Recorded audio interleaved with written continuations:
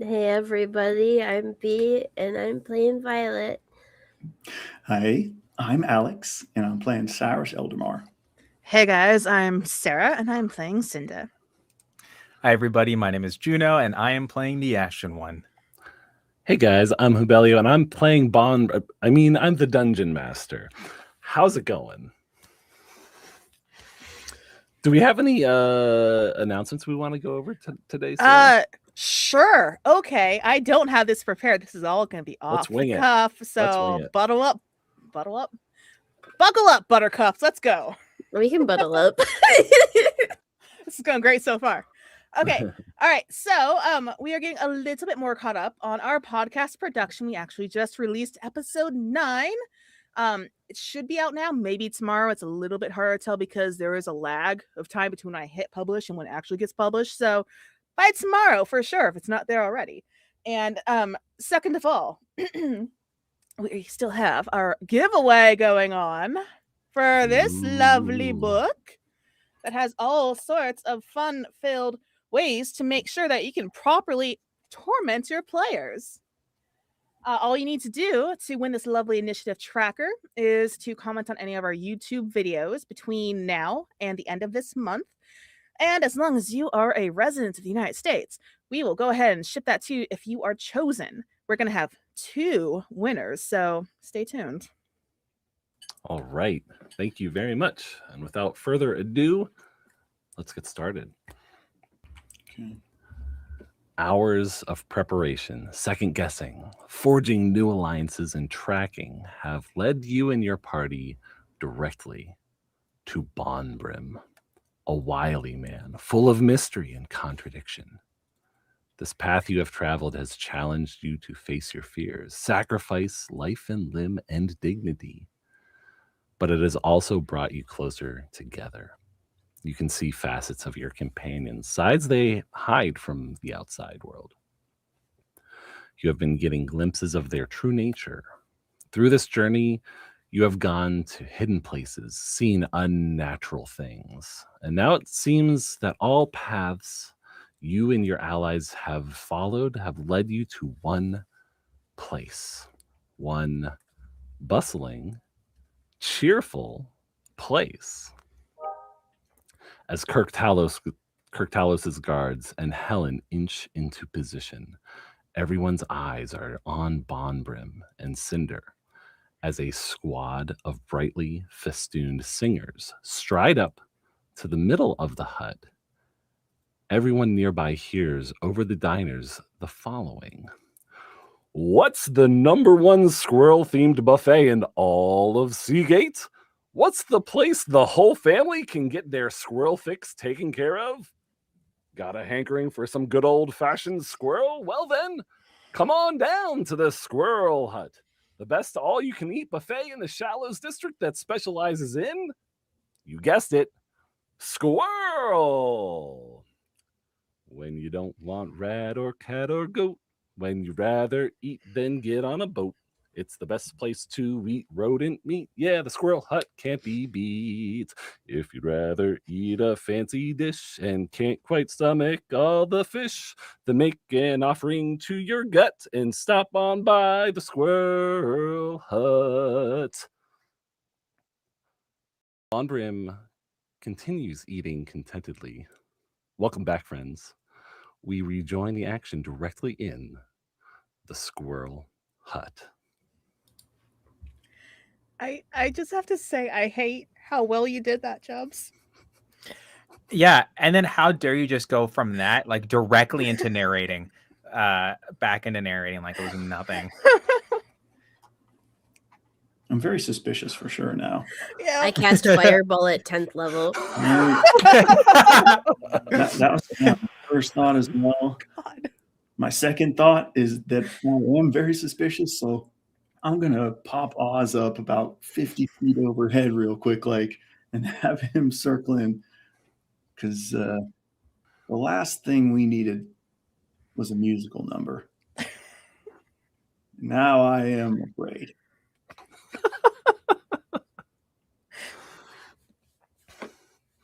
Several folks in the crowd kind of stop eating for just a minute to kind of like lightly clap, and the singers, as brightly festooned in bright green and white as they are, they mosey on back to the kitchen. Wait, back to the kitchen? That's right. They go back to the kitchen. Back to the kitchen where we just had people evacuated from? Yeah. Okay. They came from the other side of the hut, though. They were kind of like in the backstage kind of area, but they go back to the kitchen. You don't really see much after they enter the kitchen doors.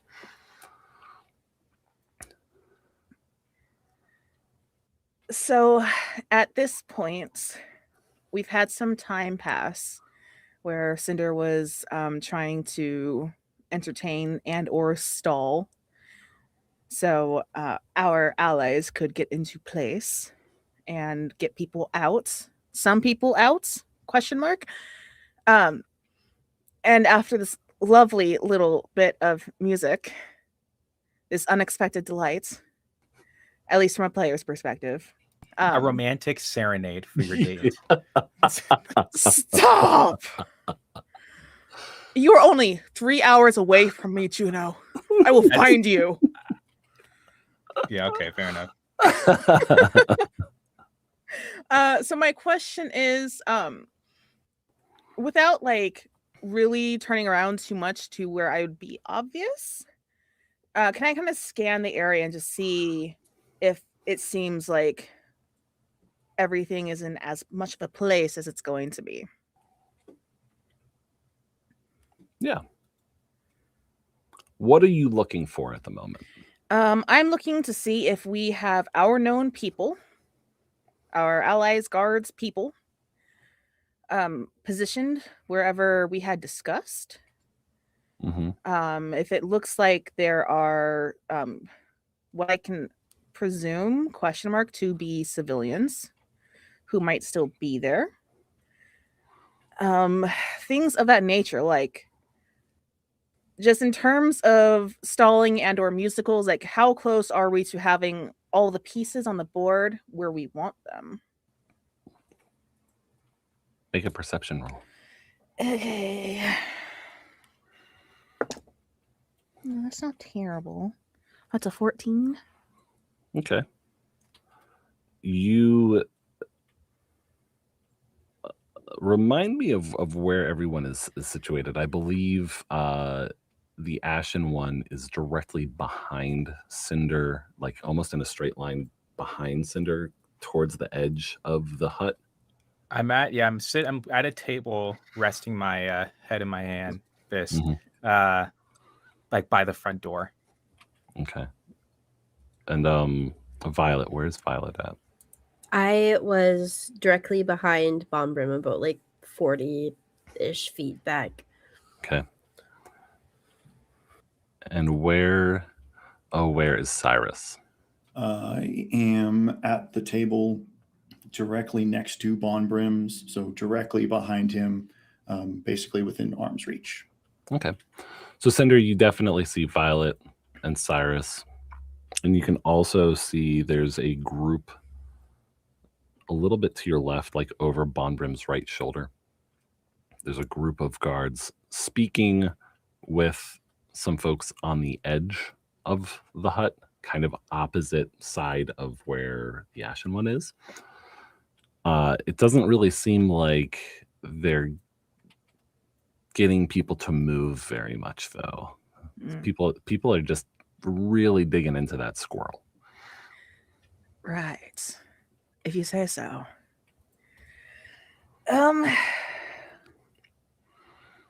Okay.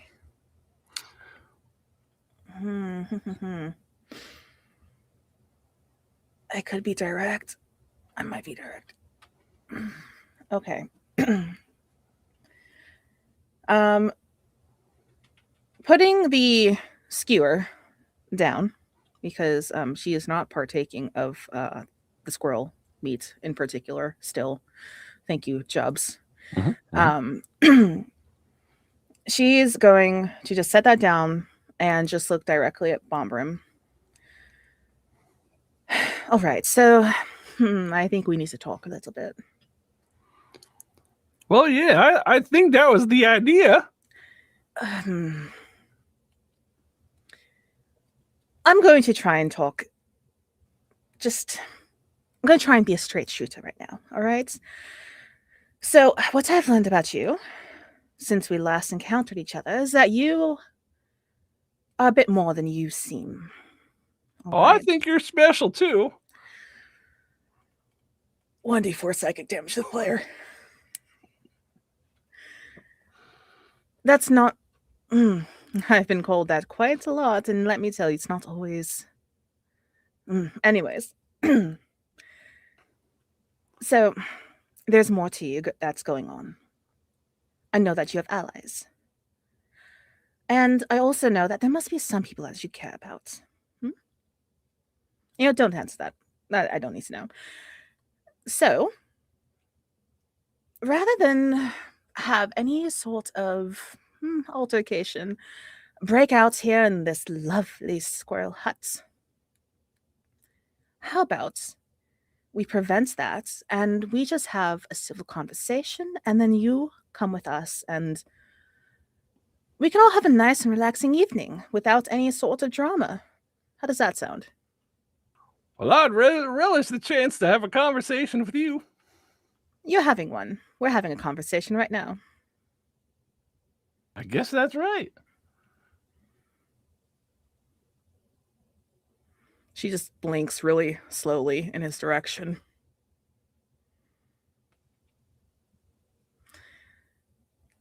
All right, so are you going to do this the civil way, or are you going to be difficult? Well, I don't know. I mean, really like having a conversation with you. Let's do it that way. Perhaps we can have a conversation with some other individuals and not just the two of us. And we can just make sure that everyone is safe. How does that sound? Oh, did you invite somebody here with you? Don't play stupid with me. Well, if you want some, there's plenty of room here at the table. If you want somebody to sit down and have some squirrel with us. I don't think there's enough room at this table, no. Oh. And I think you know that. Well, I suppose we could make some room. And at that moment, he picks up a spoon and just clangs it against the glass that's sitting on the table. And the entire area stops all action. Great. If Violet or Cyrus or the Ashen One were in the middle of doing something, you notice that in the midst of the din and the chaos, if you were in the middle of getting a drink of water, picking something up, moving in some way, you are the only one you can see moving or making any sort of noise. I'm sleeping, so yeah. You're killing us, man. I was traumatized, and I'm reliving it. I'm tired. I get it. If I get woken up, great. If not, Ashen One, make a Constitution saving throw real quick. It's all falling apart. First roll of the night. Oh fuck. Let me do the math. Does a 5 save me? You wake up. God damn it. And there is absolutely not, you could hear a pin drop right now. There's not even at some point, like even like the heating elements near like the buffet line have all been like extinguished. There is not a sound to be heard except for the guards on the far side of the hut, who are now, instead of just talking to a few people, there's about 10 people standing and looking at them.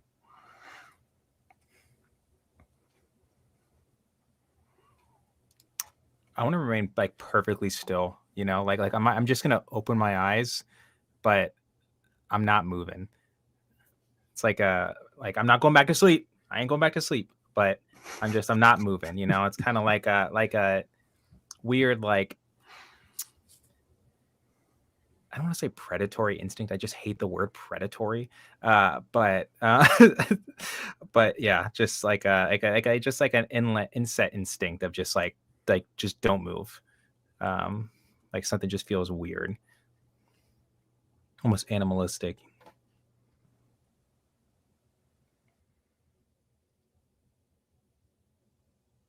Bomb Brim is just looking at you, Cynder. Says, I guess you can make the next move. Cinder is going to look around.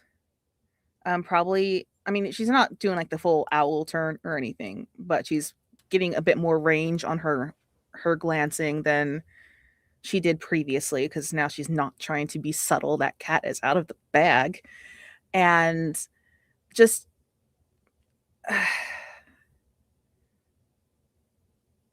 I guess she's going to use that as kind of a cue of sorts. And she's going to look at him. Look, I really don't want to fight anymore. All right. I've had a hell of a few days as it is. Okay? And I would really prefer not to have you or anyone else killed. So can we please just be sensible human beings or creatures, whatever. You know what I mean? Can we not have this escalate into something where blood is being shed? Well, if you want to have a conversation, we can have it, but it's going to be right here. You know, I think it might be better if we had this conversation in a less private area. More private. He looks left. He looks right. He says, I think you're all alone here. I don't think I'm all alone, no. And I don't think you are either. I'm not going to pretend that's the case. But if you care for those around you, which I'd like to think that you might, I don't know. But I care for those around me. So, again, please, for the sake of my sanity, can we not have this erupt into violence? I don't think that's up to me. I don't know. Might just be. Obviously, you can just go ahead and ding your glass of water there, and everyone's going to drop silent like it's some sort of weird brain control. So you obviously have some power here. Let's not pretend that you don't.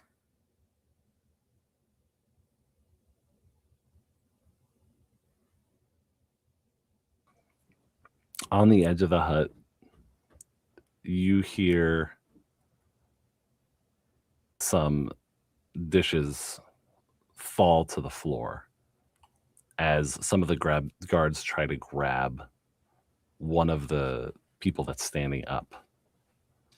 And there's kind of like pushing back and forth, but there's a bit of a scuffle. And he says, Bomb Brim says back to you, like I said, I don't think this going violent is really in my hands at all. Well, how about this? If you somehow think that this control only lies with us, and I don't think that you do, how about all of us just get up slowly, non-threateningly, and we make our way out of here? No one needs to get hurt. You, no one else here.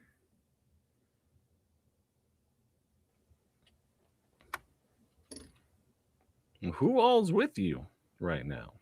You said We've you met weren't them before. alone? No, I'm not alone.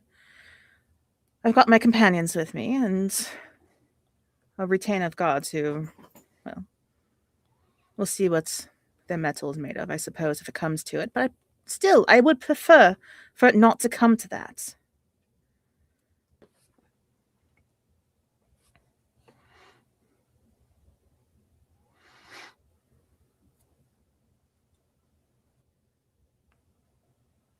Make a persuasion roll. Okay.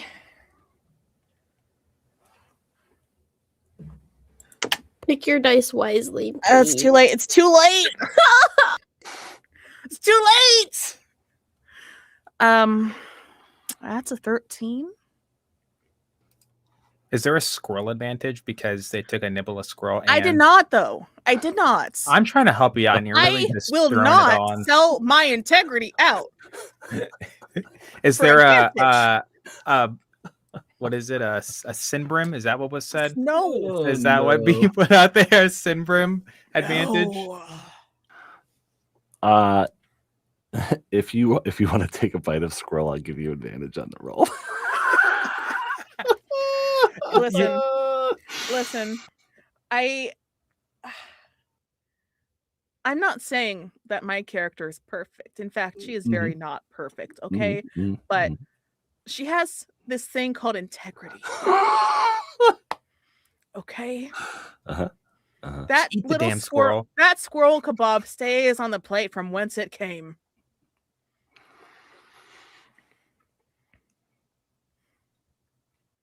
Don't give me that look, Juno. I'm disappointed. I fought for this chance for you. You I could have fought sacrificed. in any other way. Mhm. I'm gonna make a few dice rolls here real quick. I see. Look at that. Level 10 fireball against us. Stop. Level 11 counter spell. It's okay. I could have said that maybe Bobrim feeds it to you by hand or something. No, But God, stop. I cannot stress this enough. Stop. Ashen One, Violet, and Cyrus. All you can make either a dexterity save or a survival check. Could I argue that they have advantage because Cynder was making some nonverbal cues like, hey, shit might be going down. So they would be alerted to the fact that shit might be going down. I think we realized shit was going down the second everybody kind of just like. Okay, but like Cynder gave some cues like, hey, you No, know. it's okay, Sarah. We're just fucked. yeah, I was trying. because you didn't take that bite of squirrel. Thank You you. doomed us. You literally could have. You should have just done it. I don't care about your Seriously? integrity. Why I do you care hate about. me? Seriously? Exactly. Why do you hate Alex? It's always Alex because you didn't eat Okay, that you squirrel. said a dexterity save or a survival roll? Yeah. 15. I got 24. You know, you guys are all so fucking ungrateful. 17. Okay. Cynder is stomaching this conversation, sparing all of you from it. And this You're is the one what I that get. chose to play charismatic base character. Mm-hmm. Okay, but there's You can't- You circumstances. picked your can't- poison, now fucking lie Yeah. in it. You That can't doesn't raise make them up sense. if you ain't gonna follow Yes, it through. does. Little vat of just fucking poison, you're just sinking down. No more sinking, please. Start Please. swimming then. Roll better. From behind Cyrus and Violet, you hear heavy stomping sounds of heavy feet approaching the hut. And you see, like, you all kind of just see and see Kirk Talos just blast through several people that are standing still and knock them to the ground. And he roars out, "You all need to leave. Disperse immediately." Every one of you who is not Cynder has someone nearby try to grab onto your wrist. Violet, you break free. Wait, the guards or the people? Oh, People. Okay. Just to The be people. clear. Ashen One, you break free. Cyrus, someone gets a hold of your hand and claps a manacle on your wrist. Everyone roll for initiative. Wait, but Cyrus rolled the highest with a 17. I got a 24. They were against specific rolls that I made. Oh, Yeah, okay. yeah, Sorry. I was okay. confused for a moment. It's all right. Thank God. Thank God it wasn't me. 16. 16. 19, 14. which is crazy. I always go last. Now I can die first. I got a 5. 5. Yeah. It's okay. See, so there's I no. have a Sorry. sickness disadvantage.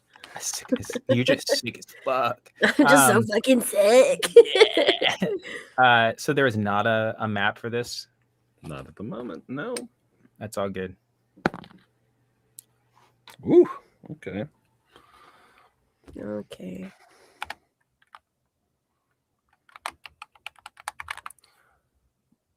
So as some of you fend off someone trying to grab onto you, Cyrus's hand is being held and a manacle has been slapped on his wrist.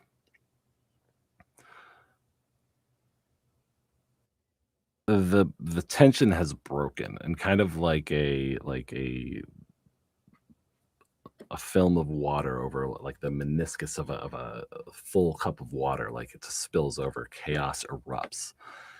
And you see guards and diners clashing left, right, center. Bonbrim is still sitting and just chewing on Squirrel, just kind of finishing off his dinner. But there are people fighting all around you. And the Ashen One, you are up first. Perfect. So I'm looking at the enlarge reduce spell. And I wanted to use it because there's a 30-foot range. I wanted to use it on Cyrus's manacle, or whatever, the cuff. Could I use it on that? Because it says I wanted to enlarge it so that they could slip their hand out, even though I'm sure as hell they're probably going to try to use an action to pickpocket it, lockpick it. But can I do that? Because it says choose either a creature or an object that is neither worn nor carried. And I think that's a little silly Billy. Yeah, I mean it's not I would say it's probably not technically worn. It's like being born by him. So yeah, you can target it. Okay, I want to do that. He's a mother? Don't roll your eyes.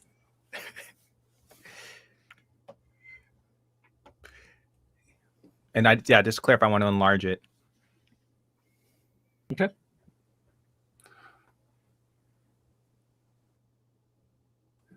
So you would probably need to move a little bit closer because I don't think you're quite within 30 feet.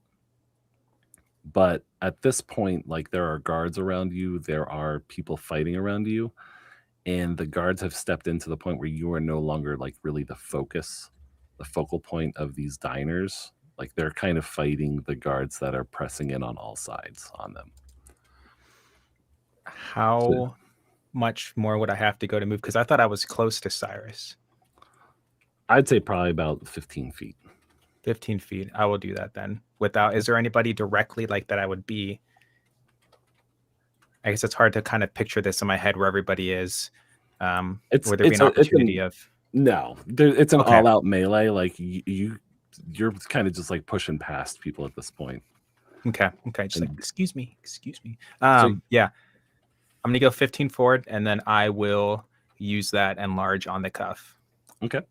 As my action. Cyrus, you see this occurring. The cuff doubles in size and multiplies by 8 in weight. So all of a sudden, you've got a very heavy chunk of metal that's on your hand. I would say you could use your reaction to kind of not necessarily, like, you can try to hold on to it if you'd like, but if you kind of want to let it fall off, you could use your reaction to like pull your foot away or try to fling it at the person who put it on your hand or something like that. Yeah, I would just like to be out and away from it. Yeah. Okay. So as you do that, the person who is still holding onto the other end of the shackle, his side of the shackle also enlarges. It falls and hits his foot.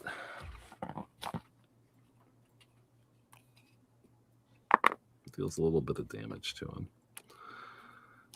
And it looks like he's squaring off with you. So you're basically right next to somebody who is like focused on either apprehending you or fighting you in some way. Okay. Well, I guess it's not my turn, so not yet. Yeah, we'll all ask questions on my turn. Okay. Ashen, anything else for your turn? Yes, please. Also, sorry, I didn't realize you could hear the clicking on my mouse. But was when that little squirrel god thing that Lombrin has, was it wearing any type of like collar or anything like that? Like if I were to want to use a locate object on my next turn or something?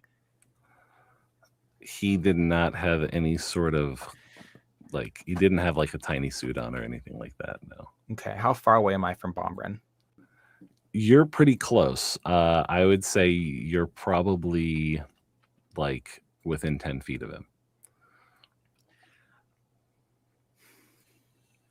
And like a grapple, if I tried to grab this squirrel from within his just like clothing, would that be an action or would that be a bonus?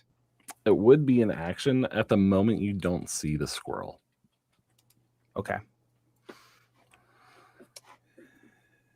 Then I will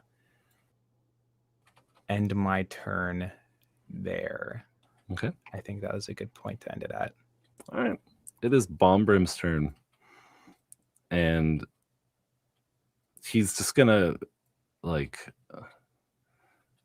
keep eating his squirrel. And you hear something akin to the brushing of a straw broom. Like if somebody was to run their finger across the edge of a broom. You hear that, but across almost the entire roof of the squirrel hut. You just hear rustling noises. It's Cyrus's turn. Okay. All right. Well, first things first. I want to take a look at whoever it was that just accosted me. Mm-hmm. Is it a guard or is it a patron? It's a patron, a tall man with grease marks kind of covering the front of his shirt. It looks like he has eaten much barbecued squirrel recently because he still has barbecue marks on the side of his mouth. Okay. Not particularly clean. Cool. But you very specifically mentioned that a melee had broken out. Yes. Which implies that no weapons have been drawn. The guards have not started stabbing people with their spears and their swords, but they are definitely facing a lot of people who are pushing, trying to grapple. So you do not see any patrons with holding any weapons at the moment. Okay. I will draw my rapier then. Okay. and kind of angle it towards the man, kind of somewhere under his chin. Make eye contact with him. That was a stupid idea, but I'm willing to forgive you this time if you fuck off real quick. And then I'm going to step, which, considering the way I've turned, I guess it would be backwards, so that I'm now right next to wherever Bonbrim was. Mm-hmm. And I'm kind of just going to grab him by his collar. Oh, okay. So I've got like rapier out at the guy that cuffed me, and then handful of Bonbrim's collar. And I am going... Oh, fuck, I used my reaction.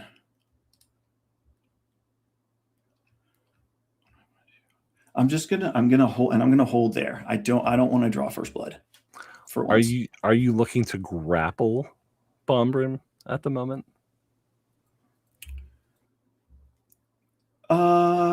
Yeah. Let's do that. Yeah. So it's not just like a hand on his shoulder, like it's an actual like anchor on him. Yeah. Okay. I believe that would probably be like an athletics type of roll. Let me see.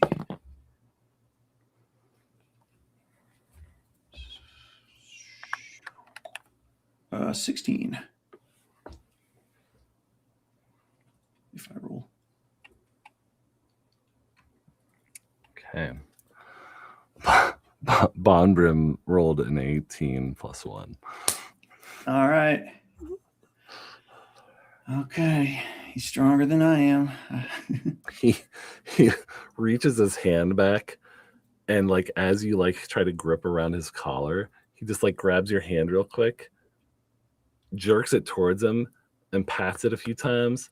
He's like, "Hey, I remember you looking prettier last time I saw you." And then he like kind of just tosses your hand away.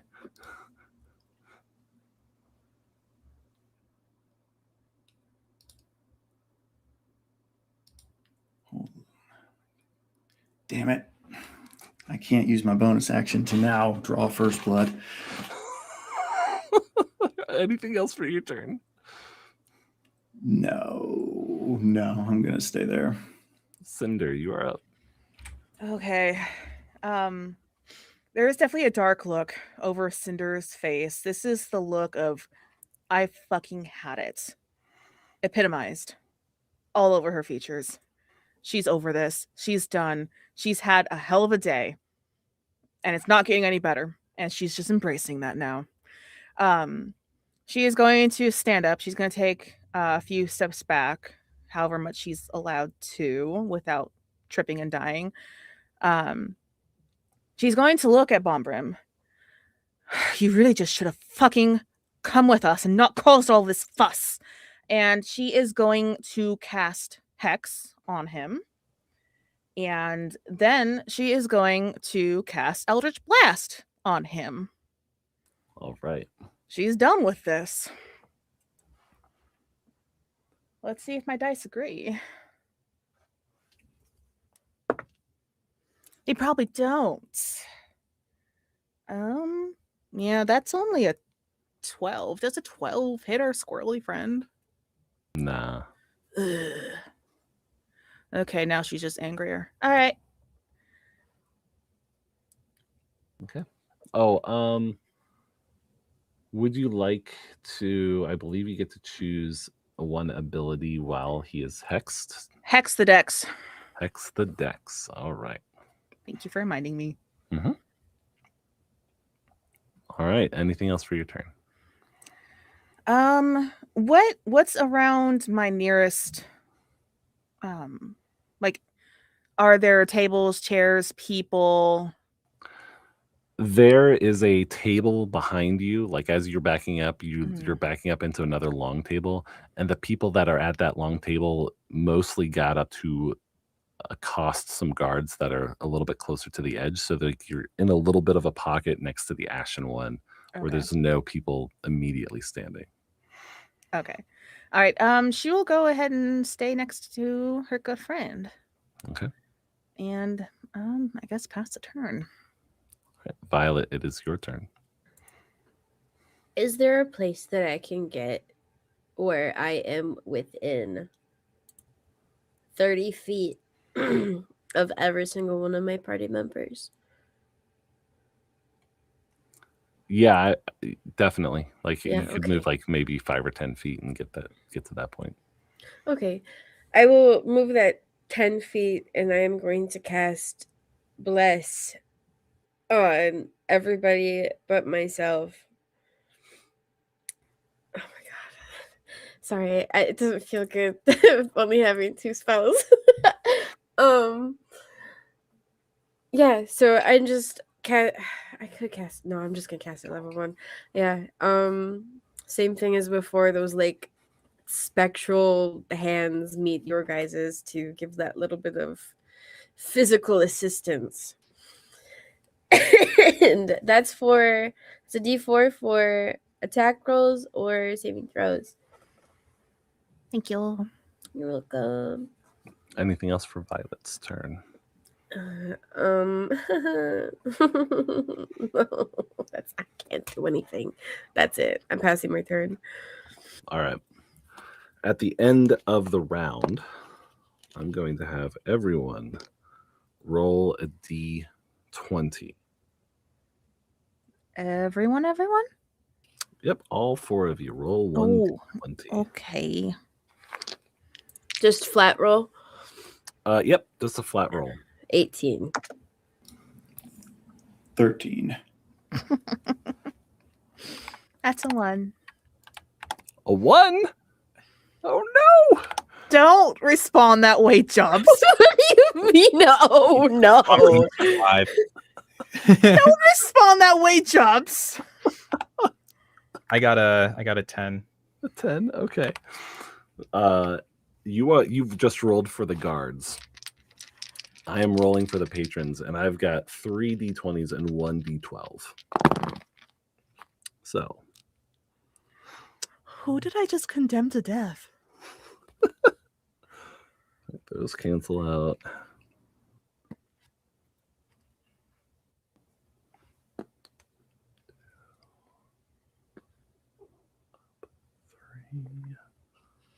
Ooh, okay. No one. You're good. Okay. You communally beat the roll by 1. Oh. Okay. Okay.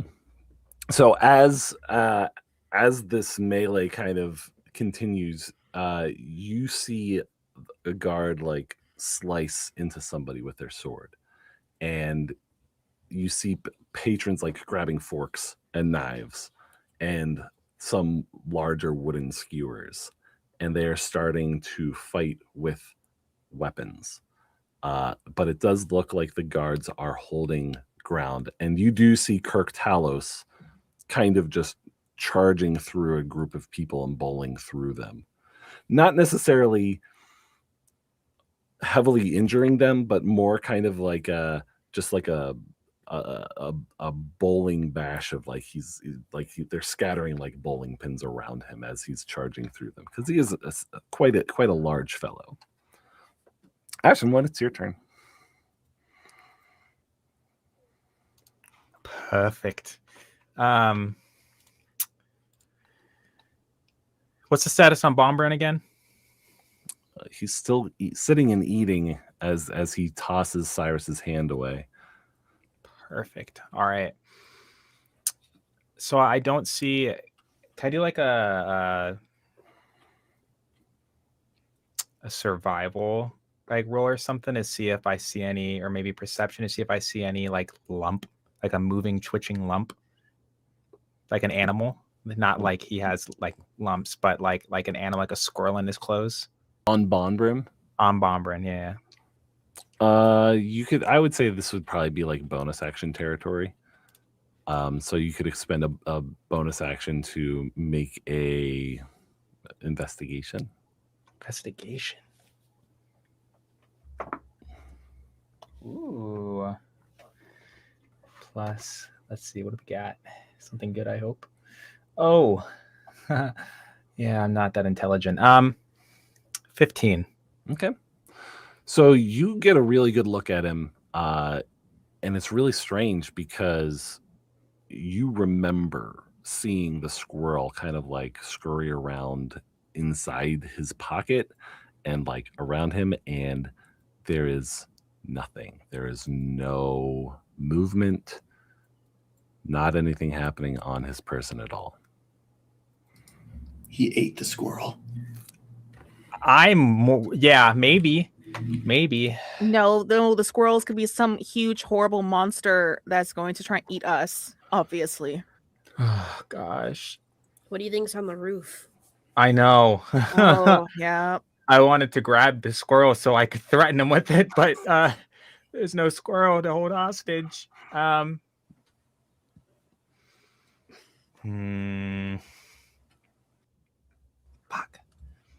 I don't know if I want to attack or if I want to use speak with animals. I think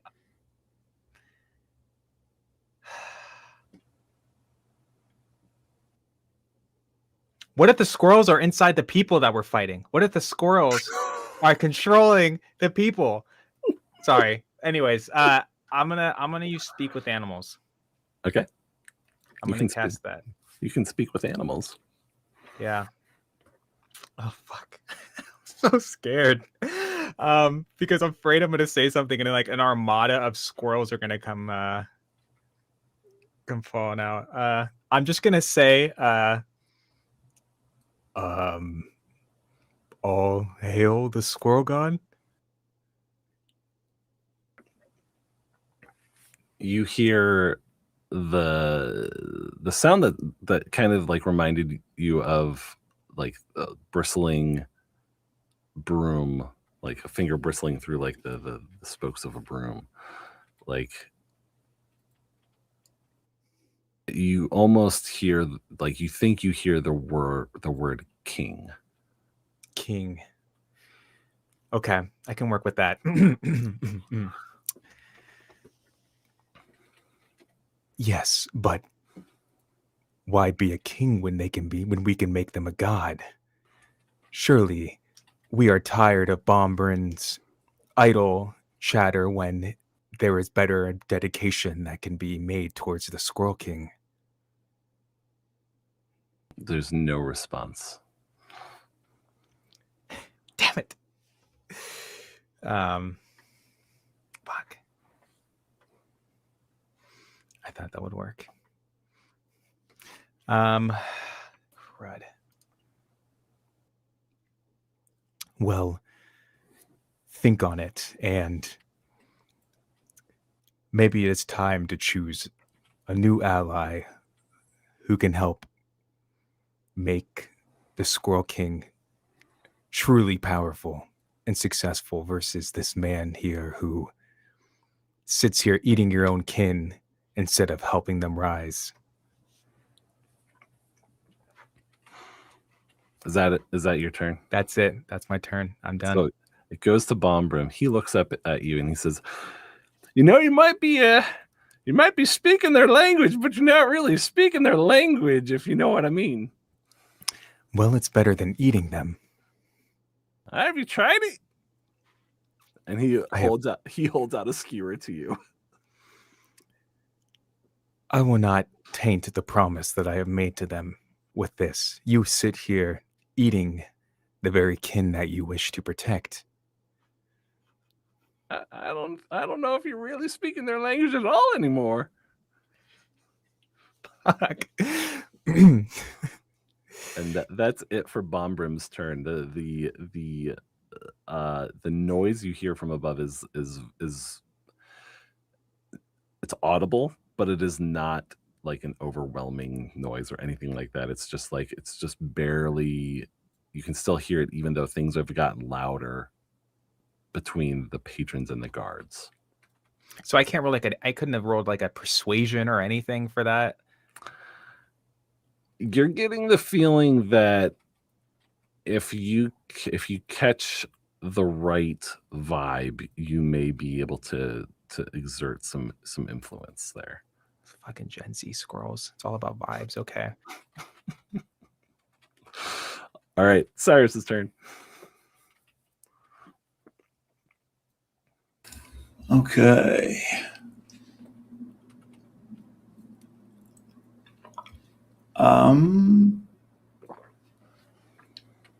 Yeah, I really have no idea. So I'm going to ready a booming blade for if someone makes a threatening move towards myself. Yeah, and then that'll be my turn. Okay. So the diner who is in front of you kind of sees you like ready yourself, and he decides to grab a serving platter, a wooden serving platter, and approaches you to swing at you. And as he does, you may perform your booming blade.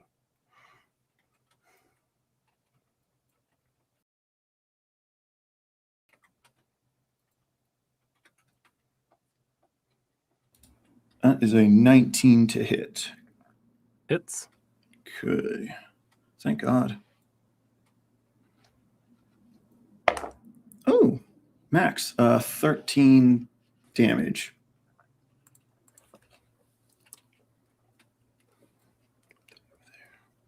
All right. You swing out with your rapier and just slash right into his chest, and the red kind of muddles with the barbecue stains that are on his shirt. And he smacks you with the serving tray that he's picked up. Does an 18 hit? It does. He does 4 damage to you. Okay. Bonk. It's kind of like he's hitting you with the flat side of it, just like kind of like a steel chair, but a whole lot less impactful. He's doing his best. It does. It very much it's giving like Mick Foley kind of wrestling vibes here. It's actually like I'm changing his name right now. His name's Mick. All right. That's it for his turn. Cynder. Okay, yeah, she's seeing red still. She's still seeing red. She is going to attempt to do another Eldritch Blast at Mhm. Bondbrim. Because this guy, I swear. Okay, which one of you guys? Which one of you? Curse my dice again. Juno.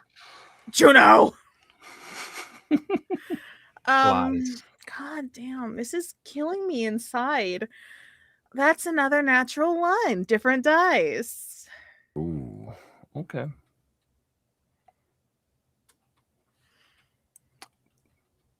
Make another attack roll. Do you pity me that much? I mean, I'll take it. Oh, no. I don't want to make another attack roll.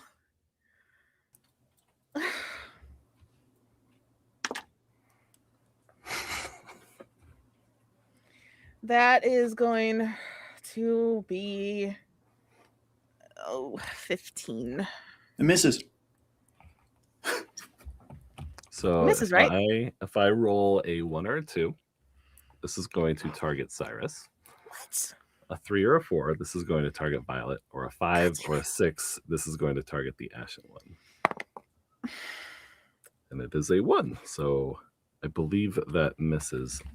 Yes. Actually, yeah, you rolled a nat 1, unfortunately. Okay, so bless means that you don't have to use bless. I just wanted to double check. because I might have had you roll bless on that attack. But you're good. We're good. Okay. Anything else for your turn? So it goes wide, right? Because It good goes AC? wide. Okay. Jesus Christ, man. Fuck. Hold on. Can I do any bonus actions? Oh wait, no. I already did bonus actions on the thing that needs to hit the person I hexed. I passed the turn. Okay. This is great. Violet, your turn. But does it have to be my turn? I don't know what to do. I don't like how cocky this guy is being. Yeah, and I'm only emboldening him with all my misses.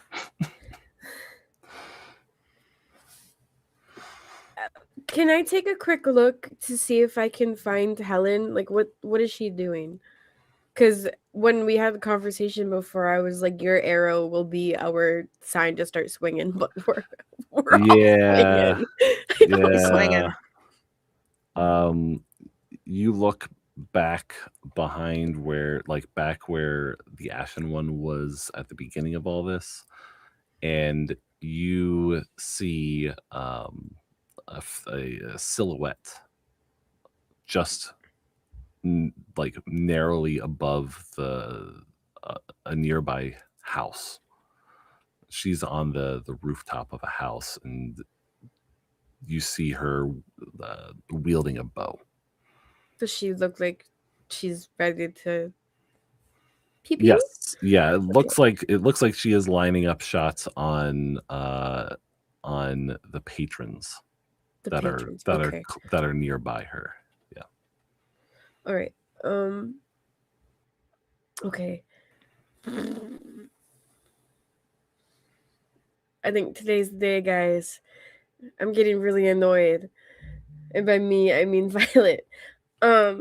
I am going to use my last second level spell to cast Spiritual Weapon. Okay. And it's going to take the form of a flail, but instead of the spiky ball that would be at the end of a flail, it's like the end of the pendant that she has. I see. And cast it within 5 feet of Bomb Brim, and it says I can take an attack when I cast it, so I will be doing that. Mm-hmm.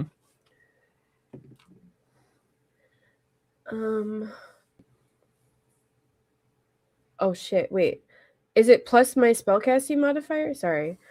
For the attack? Yeah.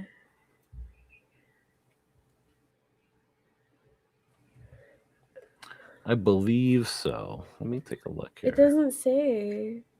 Sorry, I don't mean to take so much time. No, it's fine.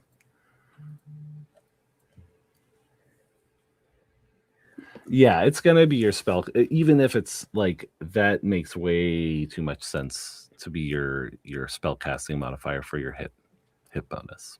Yeah. Oh, my spell attack bonus or my modifier? Sorry. You're gonna be your spell attack bonus. Bonus? Okay. Yeah. Now I have to do math. God damn it.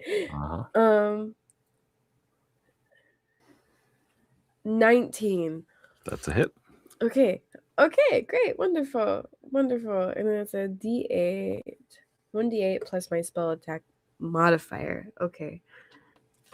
Where are my 8s? Oh my gosh, I'm panicking. I wasn't expecting to actually go through with it.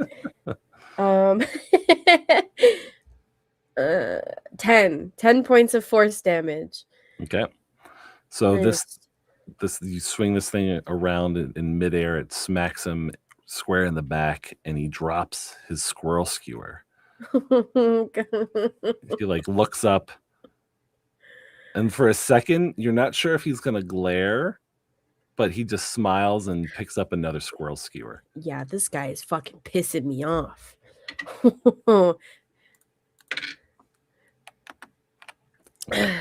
Anything else for your turn? Actually, did anybody get hit? I'm sorry. I don't think anybody got hit yet. Cyrus took 4 damage. Oh no, you're fine then. You're fine, honey. I think I'm gonna pass my turn then. All right. At the end of the round, everyone make your d20 roll. We'll see how the guards are faring here. I got a 20. Ooh. 6. 14. 3. All right, here we go.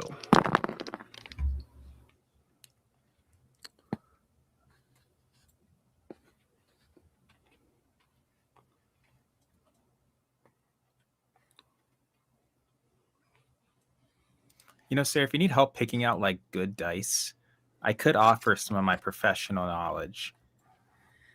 So that was, I rolled 2 d20s and 2 d12s, and you beat the roll by 2. So again, the guards are standing their ground well. You're starting to see them subdue more and more patrons. You also see a flash and a second flash as arrows zip through the air and like bury themselves in like patrons' legs. One gets someone in the ankle, and those folks are going down and kind of starting to give up. There's roughly about 55 patrons left, and the guards seem to be pretty much unfazed at the moment. Ash, it's your turn. Nice.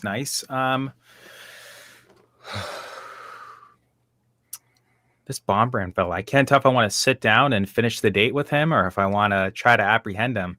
You know what? You do you, boo. Okay. He would though. He totally would. He would sit down and be, and he'd see what other people would do, and he would try, and then they live a good life. He'd be a supportive father. I don't have words. They would name one of their kids. It'd be 2 kids, a boy named Nuts and the other one named I don't know, Squirrel.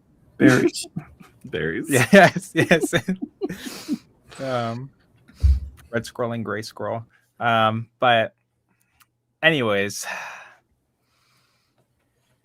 he's still eating.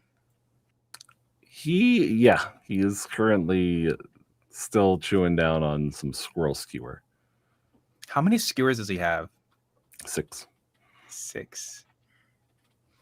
And do I get any inkling of a feeling based off of all the just observations we've made with him about what I could do to like gain the favor of the squirrels, or like understand what would be, in his words, like speaking their language?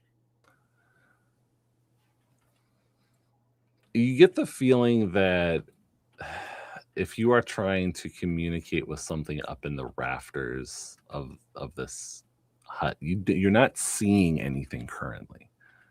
So maybe if you were to make eye contact, if you were able to coax something out to have a conversation, you might have a little bit more sway. And is there any, do I see any, or like a hatch? There are rafters that you could potentially like jump up to and kind of like poke your head through this thatched roof, but you just see straw at the moment. Oh, I'm so fucking terrified. This is the stupidest thing ever. This is like not eating the offered squirrel for an extra roll. Stupid. Like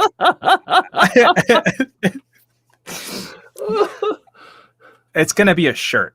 I don't care. We gave you a chance. I fought for that chance, and you threw it in my face. I will not be designing that shirt, so thank you, You very will. much.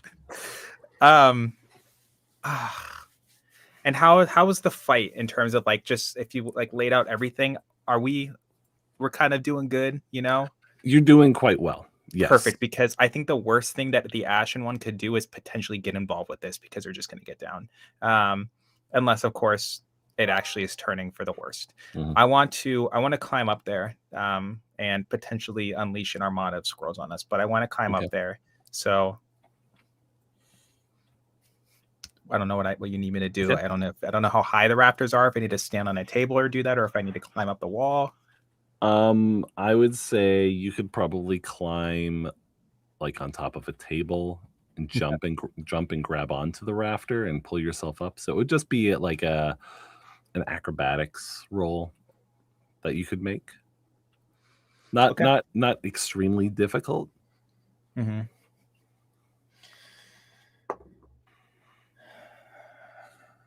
How difficult are we talking? What do I need to get to pass? 10. And I have no advantage?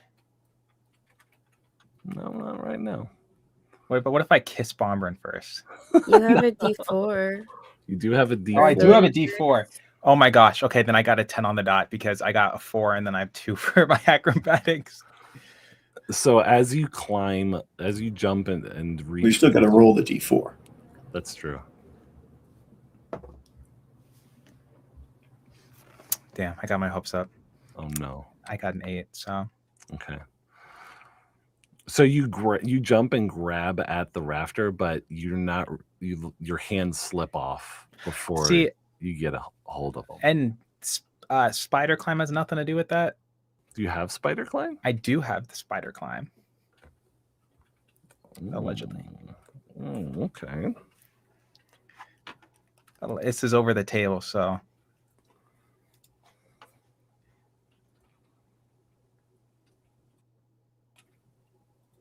Yeah. With the spider climb, you can get up there. So as you get up onto the rafter and like you stand closer to the ceiling,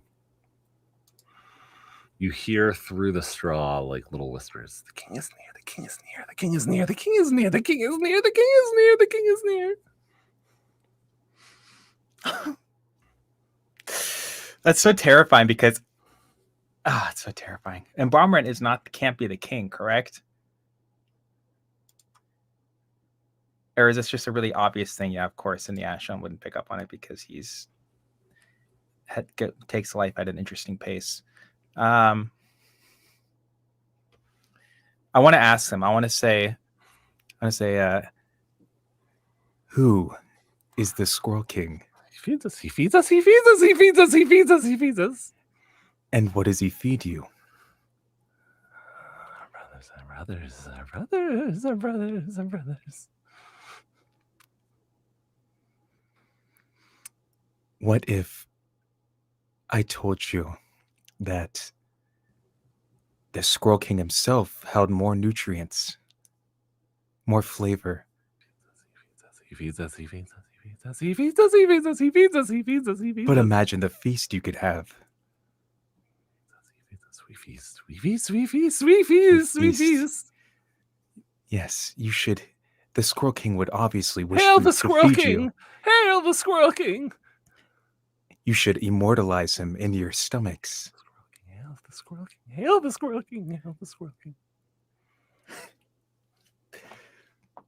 King! But make a disadvantage persuasion roll. A disadvantage persuasion roll. Yeah. Alright. That's 1. Okay.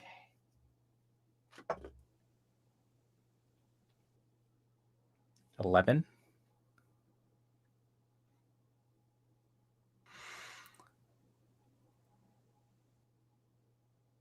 Squirrel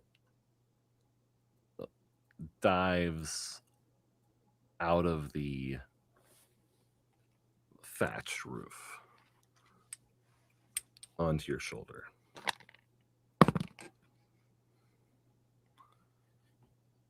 And attempts to bite you. Does a 15 hit? Who value, of course, a 15 hits. Okay. I'm gonna get swarmed by squirrels and die. What have I done? You take 5 damage.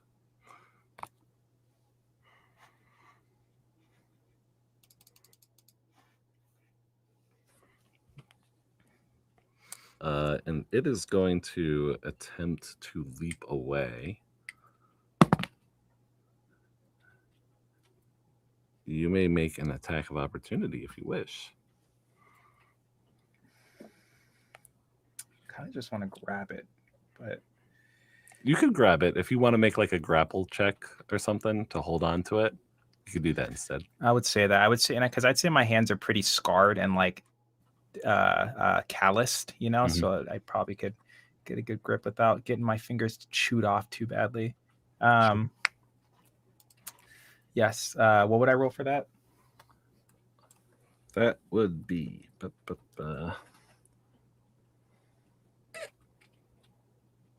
make an attack action. Okay. Ooh. And then would I add anything to that, or it's just a flat d20? It would be an unarmed attack. So it would unarmed attack. Yep. Okay. Yeah. Well, I got a 16. Okay. So you grab onto the squirrel, and it's just like wriggling and writhing in your hand. It is not stopping. It seems to be in a maniacal frenzy. Would it be an action just to drop down? No. Okay, I'm gonna drop down and take the nearest bit of squirrel that I see, like meat, and feed it to it. It eats it. Yeah. Okay. Cool. I'm just gonna keep feeding it. I'm gonna just say, with us, you will not be limited on how much you can eat. We will feed you more than Bomber ever could. Okay. But first, you must feast on his men, only his men. Okay. Is that the end of your turn? That's the end of my turn, and then All right. if it decides it's listening, then I will let it go back up. But that's the end of my. It's Bombrim's turn. He turns to the Ashen one and he's just like, "Yeah, it's a little bit more like it. You got a little buddy there, don't you? You can name him if you want." And he just keeps eating. And as he keeps eating, the noise in the rooftop increases to like it almost sounds like a white noise, like a kind of like a staticky kind of noise rising. But that's it. It's Cyrus's turn. And that white noise is audible to all of us. Absolutely. Yeah. And so then it's like directly over our heads. Yes, it is. Fucking hell, man. Okay. I'm going to use my bonus action to disengage. And then I'm going to use my action. I'm going to try and grab a hold of Bonbrim again. And if that succeeds, I'm going to try and start dragging him away from whatever it is that's going on up there. Mm-hmm. So hopefully that works. Oh yeah, that 19. Yep. You get a hold of him. Are you grabbing him like by the scruff of his neck, basically? Or yeah, getting a real good grasp on his collar. And I'm gonna try and pull him away. So I guess I want to pull him away like along the table, not over the table. I think that'll be a little bit easier for my character who, like I said, he probably understands that Bombrin's actually a little stronger physically than he is. So I'm going to take the easy route and try and drag him 15 feet along the bench or the table. Okay. Are you looking to get to the closest edge of the hut? If that is going to get me away from the genesis point of the sound, that's my main focus. I don't want to be there, and I don't really want him there either. Okay. So I believe that would mean that you're moving closer to the edge of the hut, like trying to get out from under it. In which case, you are currently 25 feet away from the edge of the hut. Okay. All right. So it's going to take me some work to get there. Okay. That will be action, bonus action, movement. That's going to be a good turn for me. Okay. Nick is going to attack again with his serving tray. So he is going to take 15 feet of movement and then swing away. So he's going to take 7 more thunder damage from the booming blade. All right. He is not looking good. Oh, he's still up. God damn it. He is barely up, but he is currently still up. And with one good arm, he raises the serving tray and tries to smack you with it.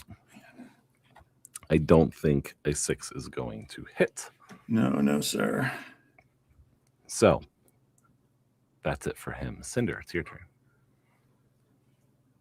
Okay, I have a question about this squirrel sound. Does it kind of like my brain is imagining kind of like that menacing drone of like a kicked bee's nest? Does it sound something like that?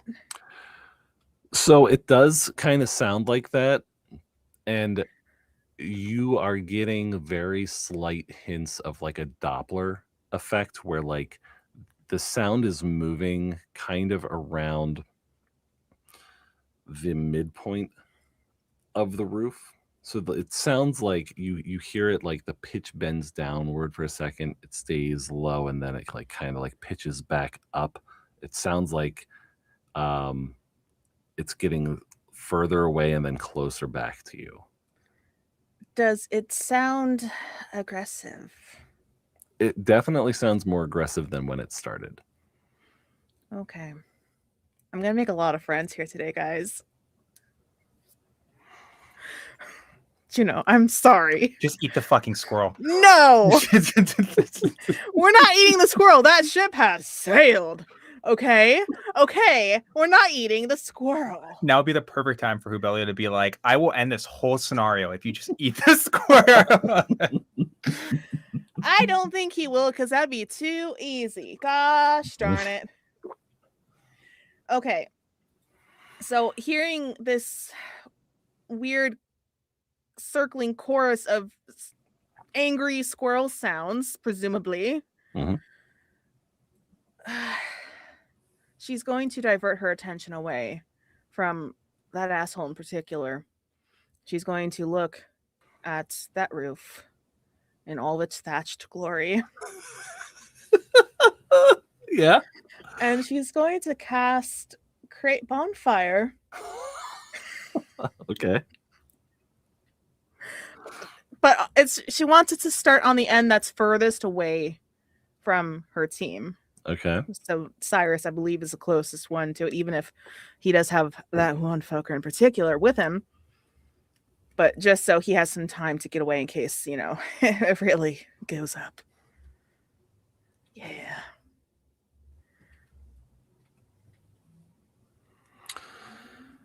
So let's see.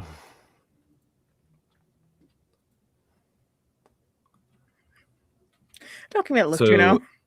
So you create a bonfire on ground that you can see within range. Are you basically creating that bonfire at like at one of like the poles of the hut? If it has to be on the literal ground, then yes, just so it can run up and hopefully stop the bad squirrel sound. What you could do that. You could try to land it basically like in the cross beam. Mm-hmm. Like you've got like the beams going horizontally that Ashen One was on, and then you have like there's like a corner there like that where the beam going up is at an angle. I mean, if I can set this on the actual thatched part itself, yeah, then I would like to do that, but again, away from where my teammates are. So if you want to try to get it up into that like little nook, I would say that please don't make me roll dice. Please. You're gonna roll. Then this is a choice. You can just have it at the base of there, or you could roll 3 spell attacks. to see if you can lodge any one of 3 logs into that crevice to be really close to the thatch. That's with a D4 added. Just Okay, and I just need one. I just need one to hit, right? Probably. Okay. You know what? I'm gonna risk it for the biscuit. Okay. Okay. I'm going. Well, I'm gonna roll them one at a time to see if I need to use the D4. A spell attack, you said? Yeah. That's gonna be a 22 for the first one. Okay. No D4. That is going to be a 17 for the second. Okay.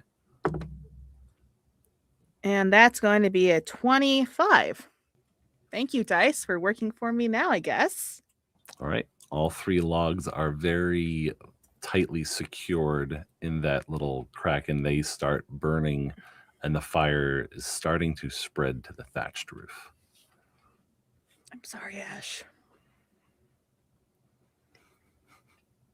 You're not though. Part of me not is. only Part of are me you is. ruining my plan to make these squirrels cannibalize their own team, but you're traumatizing me again.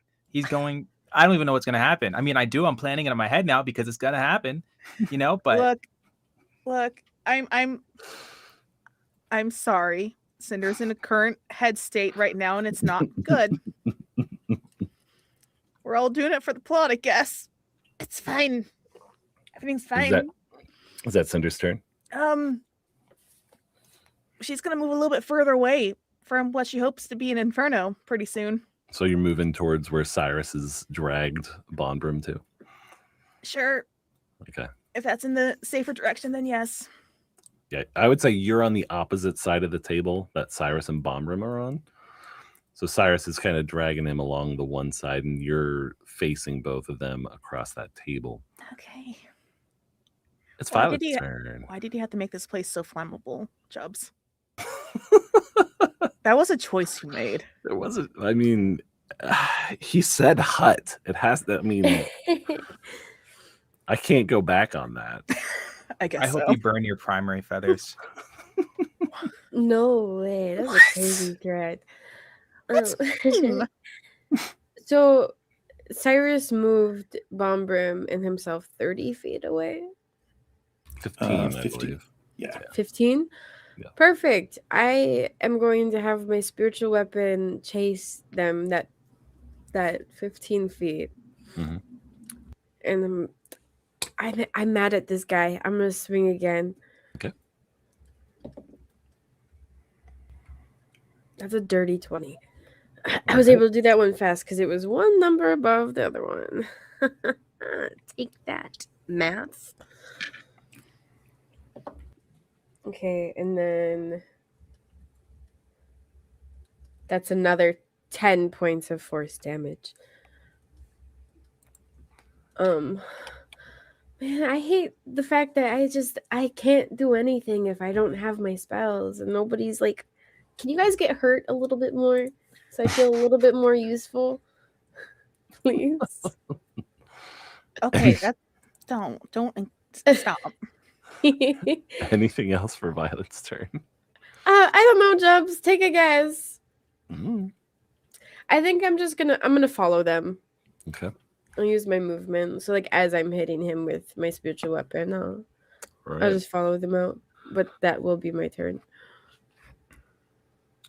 We are going to be rolling 2 d12s, a d20, and a d10.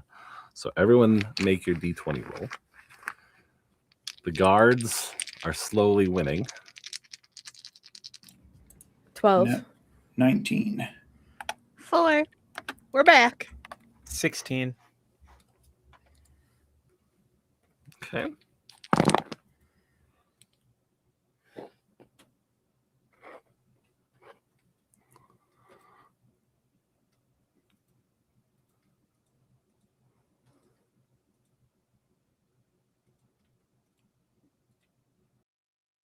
Oh, okay. The guards have almost fully subdued the diners. They have really started locking down the diners. And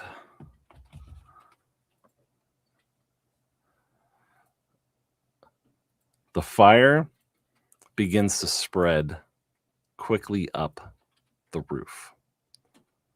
About 1/6 of the roof is either smoking or visibly on fire at the moment. The drone that you heard is doubled in volume, but it is no longer like the Doppler effect of like it doesn't sound like there's like any sort of like rhyme or reason to the movement in the roof now. And there are guards on the edge. You see like a guard like twitch quickly and like move their head, and another one like reacts, and you're noticing that squirrels are actually like flying out and attacking some of the guards.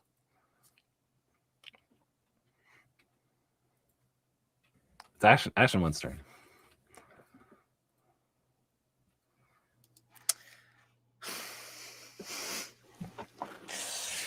How bad though is the fire? I mean, like from a scale of 1 to the Ashen one is fucked. How bad are we talking? It make a wisdom saving throw.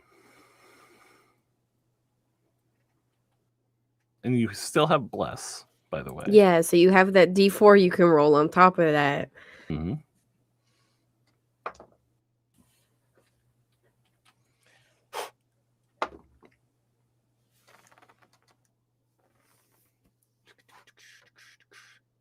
Thank God my wisdom's like through the roof. That is 22. Oh yeah, you're fine. Oh, thank the Lord. You're fine. Perfect. And one more time, the squirrels are freaking out. Mm-hmm. Yep. Yeah. Is the squirrel I'm holding on to saying anything? Because I had whispered that stuff. I said that stuff. You direct your attention to him, and he's still squeaking. More! Feed me! I hunger! Oh, give me some food! Yes, there is food for you. You and all your friends. They can feast on the allies of Bobrin. Okay. Make either a persuasion or a deception roll here. Okay. I'm really sorry, everybody, if I unleash these squirrels and they just don't discern between. Ooh! That's a 19. Regardless of how this goes, I'm in no position to judge, Or I and you know it. With it's a 20 if I use the the +4 thing, yeah. Okay. The squirrel seems to calm for a second. He says, feed me.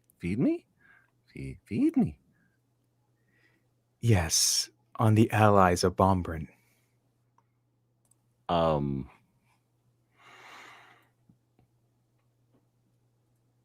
then he just says, release me, I will go. I will do as you say. Tell your kin to do the same. The kin, I am feasting on the kin. I am going to feast on the kin. Release me. Feast on the allies, and then tell the other squirrels to must feast on them as well. Must feast on them. All right. And then I guess I'm just gonna throw them towards the nearest like group of allies. So are you throwing him at some of the diners? If there's people that are helping, because I don't want to throw him towards the fire where all the other squirrels are. So I'm hoping he can kind of make a call out to them to follow his lead or something. Oh, he immediately sinks his teeth into a patron diner. Yep. And just takes a huge chunk right out of his neck. Doesn't say anything. I'm so proud of myself for this. I'm gonna look up. I'm gonna look up, and I'm just gonna like shout to the other squirrels in there, just like look at your kin feasting on this. There is more than just a small amount of squirrel. Feast on the allies of Bombrin. Okay. Are you taking any other actions?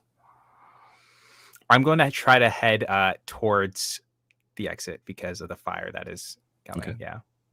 So you can make your way past Cyrus and Cynder, and you're very close to some of the guards that are on the edge of the hut at this point. You're probably about like 10 feet away. And it's Bonbrim's turn. He's going to do a contested strength roll against Cyrus. Don't forget your D4. I did not. Let's see. 18. He also got an 18. God damn it. Let's see. Somehow you magically have 5 other D4s you could roll on top of that? What?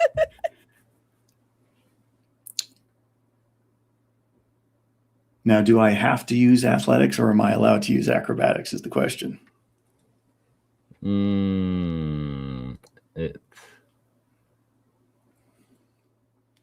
Because you are the target, you may use acrobatics. Then in that case, it's a 22. No, 23. Okay. So he tries to struggle free, but he fails. And you just hear him emit a low whistle. And 10 squirrels land on him and begin just running over his shoulder, around his neck, around his torso.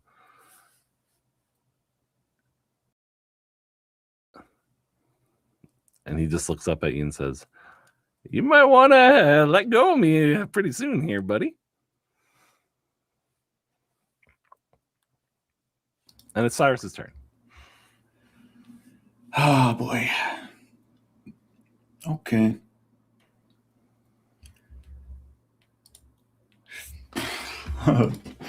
Okay. Well, in that case, since he is grappled, do I have advantage on attacks against him if I'm the one grappling him?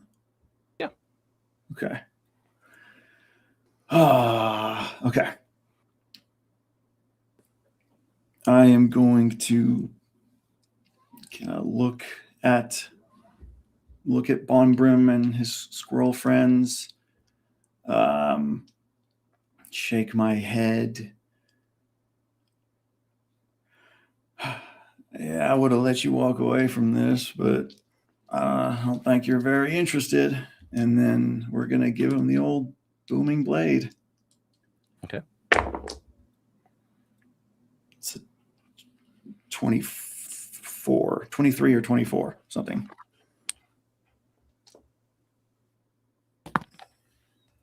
Okay. You smack one of the squirrels swarming him with the booming blade. Okay. It just goes flying. Okay. And when it lands, it does not move. Oh, okay. Anything else? He still has 9 left on him, right? Correct.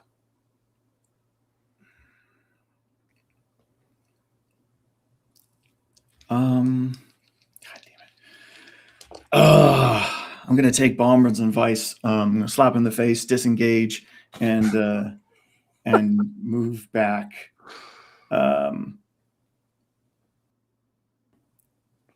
10 feet Okay. away from him, I guess further towards the edge of the roof, I suppose. So you're pretty much even with the Ashen One at the moment. I think, yeah. Yeah. So, Okay.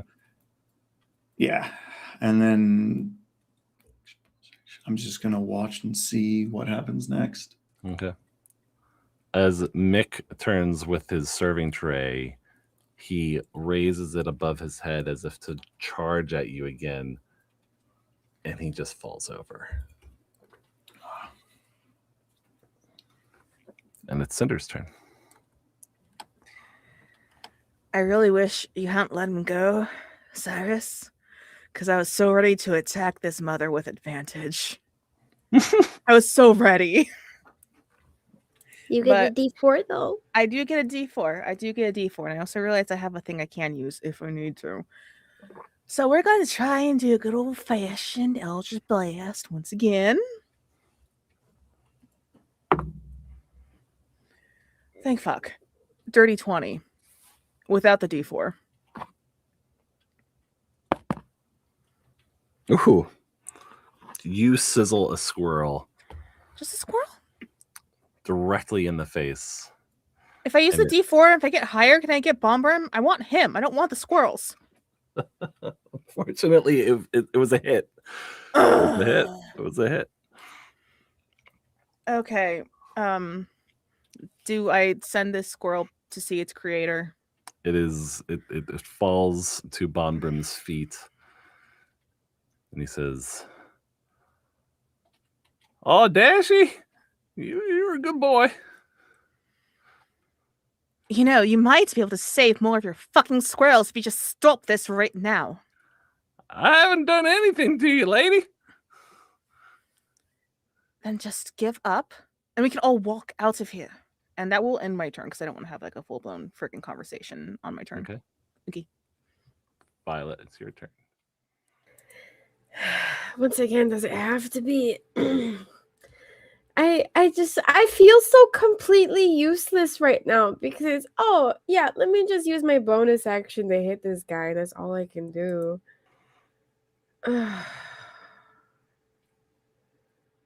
Guys, why did I pick a cleric? Because we needed one. It's not because you guys needed I know. I wanted to. That's a natural 20. But it doesn't matter because it's just going to hit a squirrel. Okay. Let's find out. It hits him. Oh my god. Okay, wait. Perk and crit. So max damage Mhm. of the first roll, and then I roll on top of that. Yep. Okay, so 8 plus. What the 5. 8 plus 5. 13. Plus my my god. 13 plus 5. 18 points of force damage. Oh, okay. So that spiritual weapon smacks him right across the face. Good. And you see blood welling up right on the side of his cheek. That. And he just goes, huh? And you hear the clatter of 2 teeth skittering across the floor. Oh, I don't feel good about that. I feel bad.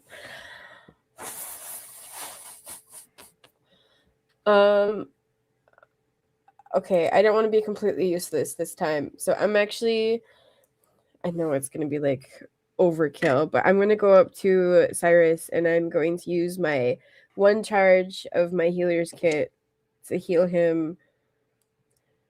Oh my god, dude. I've got 3 plus 4, 7. Mm-hmm. Plus your max number of hit dice, which is our level, which is 7 plus 4, 11. You heal 11 points. Oh my god. Sorry, I can't do math. I am very healed. You are very, very healed. Yes. And I will go ahead and pass my turn next to Cyrus. Okay. So it is the end of the round.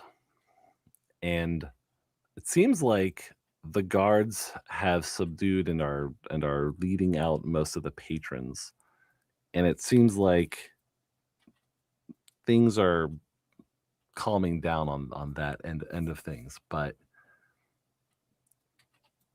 Kirk Talos comes up to like about 15 feet within Bombrim, and he says,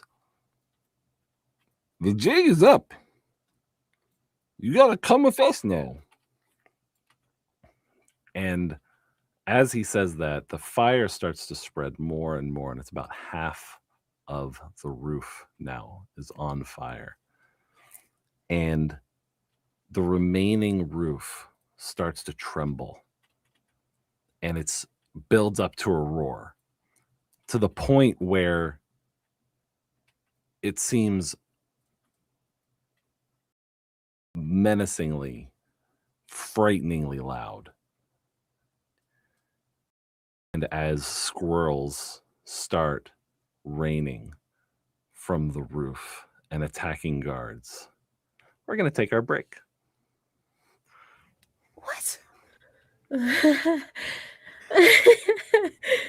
I hate math. I hate math, and I hate that D&D just is math. I'm starting to loathe squirrels. Sarah's gonna go outside and start beating up squirrels. Let's be real, I couldn't catch them. They are safe for now. They're gonna catch you instead. Well, So come hang out with us if you want to see what this Reign of Squirrels has in store for our party. Squirrels. In just 10 short minutes. See you then. Bye-bye. See you soon. Oh boy. All right, we are back. And hallelujah, it's raining squirrels. All right, go ahead and log off for me, bud. That sounded so pixely. Hallelujah, it's raining. Sorry. No, man. Keep going. You're killing it. Everybody, roll a D8 for me, please. A D8? A D8. 5. What does that look like? I'm just kidding. I'm kidding. I'm not that bad. It's the one with 8 sides, by the way. I got a 2. 2. I think I interrupted Alex, but I think Alex said a 1. Oh no! I got a 7. Okay. Is this how many squirrels are following on each of us right now? So the inverse of that. yeah, the Ashen one has 1 squirrel land on him. Cyrus has 7 squirrels land on him. Cynder has 6 squirrels land on her. And Violet has 5 squirrels land on her. Oh wait, you rolled the 5, right, Violet? Yeah, I rolled a 5. You have 3 squirrels land on you. Hell yeah.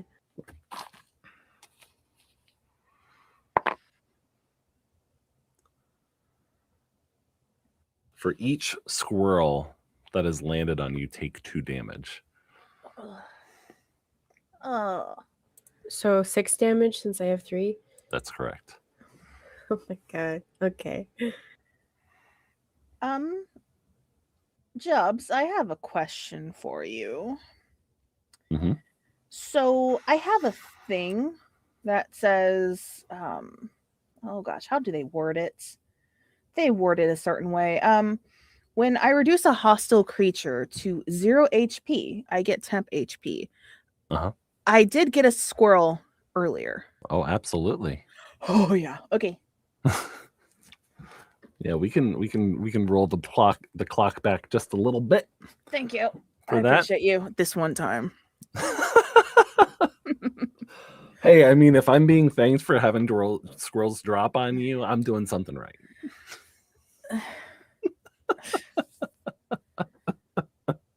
I'm no comment. Okay. As those squirrels chew into you, an arrow zips from off to the side, and it kills another squirrel that's on Bombrim. It is now the Ashen One's turn. What is the progression of this fire right now? What does it look like? It is starting to look pretty bad because about half of the roof is now either smoldering, smoking, or full out burning.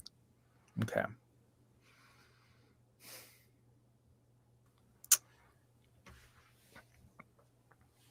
I don't know if that would affect me yet. I mean, I guess it's right above me. Well, it's not right above you yet because you're on the far side. Gotcha. Okay, so it's pretty far away. Like 50 feet, Ish. probably, something like that. Yeah, okay. That's way further than that bonfire that Sarah threw down. It was Cynder. Thank you.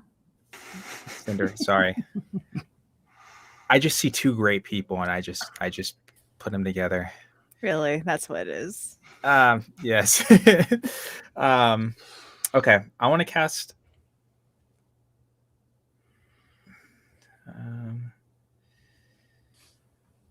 Are we trying to kill Bombrim? Or are we just trying to get him to like chill the fuck out? They wanted to put him on trial, but I'm swinging. It depends.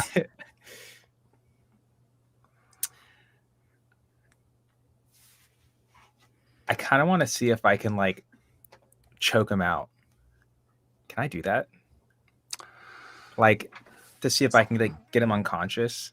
So if you do a melee attack on him, and it would unarmed. and it would like either unarmed or with a sword or with anything, you know, if you do any sort of a melee attack, if it were to drop his HP down to 0, you can say, I want to do a non-lethal attack to like knock him out.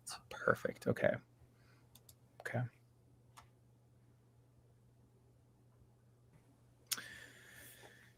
I don't want to like cut him open, but I'm also sick of Bombrim. So you could smack him with like the broad side of your sword or something like that. I would like to do that. Okay.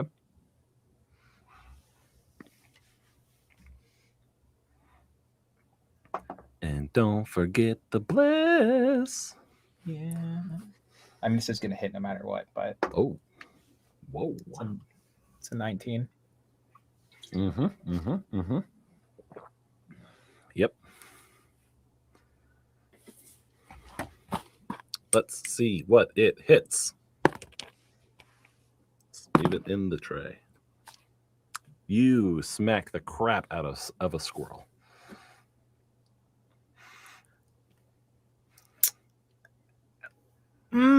Okay. All right.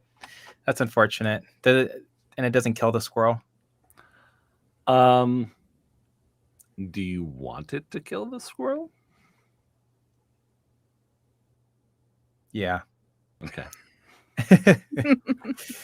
That, or at least stun it. I mean, you tee off and it's like you connect on it on your upswing, and it just kind of like goes in this graceful arc away from everyone, and it clatters to the floor next to some patrons that are being subdued by the guards. Perfect. All right. Cool. And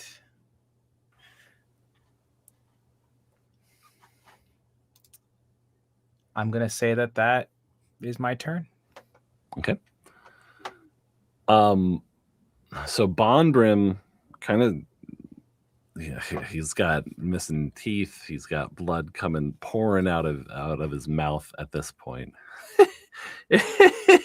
Oh, you guys are playing rough now. Here we go. And he holds his hands up, and all the squirrels that are like attached to you at the moment come towards his hand, like they fly towards him, and as he focuses, they spin in a ball, and it starts to formulate an orb, and it expands, and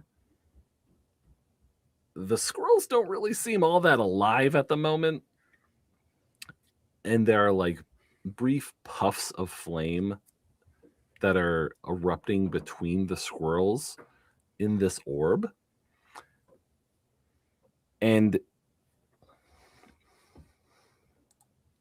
let's see. I didn't realize squirrelmancy was a thing. It is now, guys. It Chromatic is orb, now. but it's squirrel damage. Chromatic orb? Squirrelmatic orb, yeah. It's okay, we're here all night. No, we're not. No, we're not.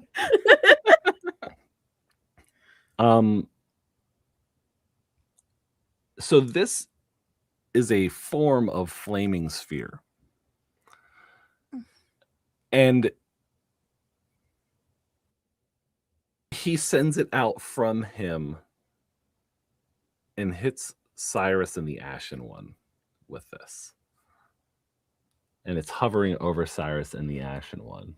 Or like basically you guys are caught in it. Let's see.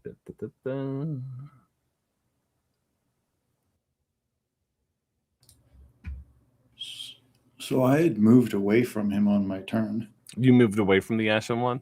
From Bonbrim. Yes. So you're not near him. Yeah. He sends it out away from him towards you, and it moves towards you.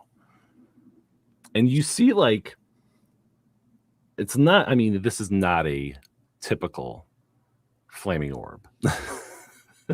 Or flaming sphere, sorry. The squirrel bodies pulse with like a fire as you guys are engulfed in it. And you take 5 damage each.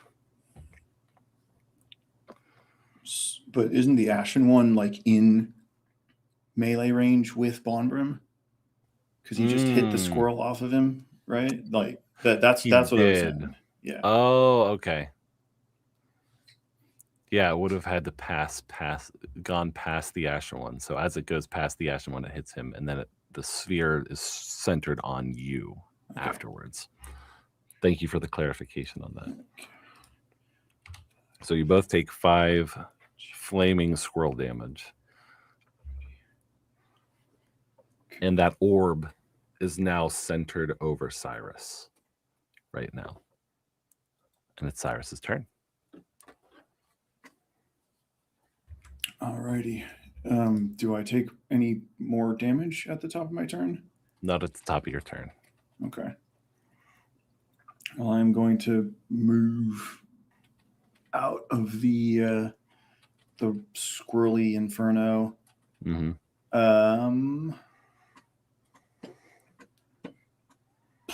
Well, man, I gave this motherfucker so many chances. Like, but he refuses to be a decent human. So I'm going to preemptively use my bonus action to disengage just in case there's something I don't see. And I'm going to run up to him because I think I was 15 feet away from him. Sure. So I'll run up to him. If I can do so that I can get flanking with the Ashen One, that's lovely. If not, yeah, I get it. So no, you're good. You've got flanking. Okay, and then I'm going to go ahead and give him the old schmackaroonie with the booming blade. Oh yes, that's the natural fucking 20 I've been waiting for. Yay. Because I have sneak attacks, so Yep. Okay, I have to do math. Give me a second. Oh, this guy's gonna get wrecked. Okay, so that's 25 before I roll the dice. Oh. 43 points of damage, 16 of which is thunder. Wait, no, the thunder damage happens later. So yeah, 43. Damn. How do you want to do this? What? I, with great relish and gusto, am at the edge of panic. My rapier hand is shaking so hard that I can barely hold on to it, and there's nothing heroic as I kind of stumble away from the flaming sphere of squirrels, and I walk right up to him and I grab him by the front of his collar and I upend my rapier and I just drive it right point down, just all the way until my hands basically meet, and I'm just staring him in the eye as I hopefully watch the lights go out. His eyes, you see the pupils dilate, and he opens his mouth as if to say something, but before he has a chance to say anything, he gurgles and dies. I thought a scroll was gonna come out. I got scared. It jumps Alien. The squirrel that's been like controlling him from inside, like Ratatouille and Oh, the God. rat in the hat. That would be terrifying. Terrible. The The Ashen squirrels, one was right. the squirrels surrounding his body scurry off. The flaming squirrel sphere explodes outward. Oh no! I've doomed Oh, us. I'm like right by that too, because it was on. Oh man. Oh, we're all, like, right there. everyone's right Oh, there. Yeah. right there. You all take 12 points of damage. Oh, that's fine. That's nothing. Okay. Okay. One of the squirrel bodies goes directly through the armor of a guard, and the guard collapses. No. Shit. Are we in combat still? You are out of combat. Okay, well, I'm running over to that guard then, and Okay. I'm gonna use it. Is he still breathing? Is he just unconscious, or is he like He has lost all of his hit points. plus some? So like is he breathing? Make a medicine check. Oh man. Oh.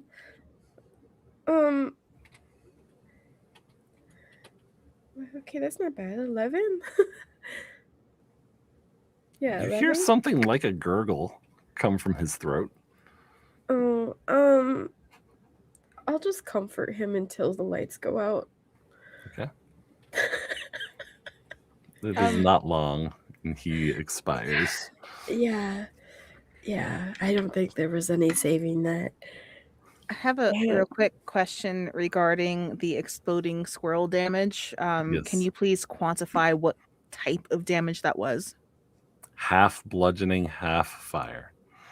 Okay. I'm resistant to one of those, so Okay. I'm gonna take 3 of my hit points back. Thank you very much, sir. Mm-hmm. So, as you stand there, squirrels are still raining down, but they seem to just be scurrying in every direction.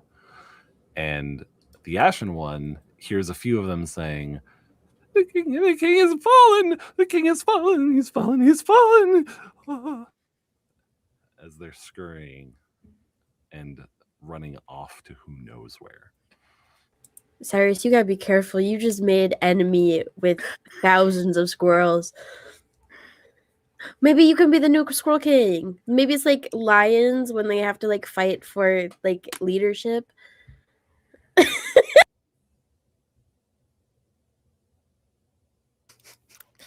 Be saying that you're going to be the next alpha. God. That's All right, right. go ahead, log off.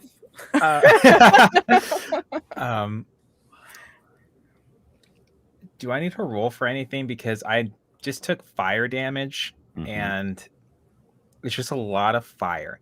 And I feel like I would 100% just be hauling ass out of this building and like, collapsing outside. Maybe not like hyperventilating to that point, but like I need to get the fuck out of here.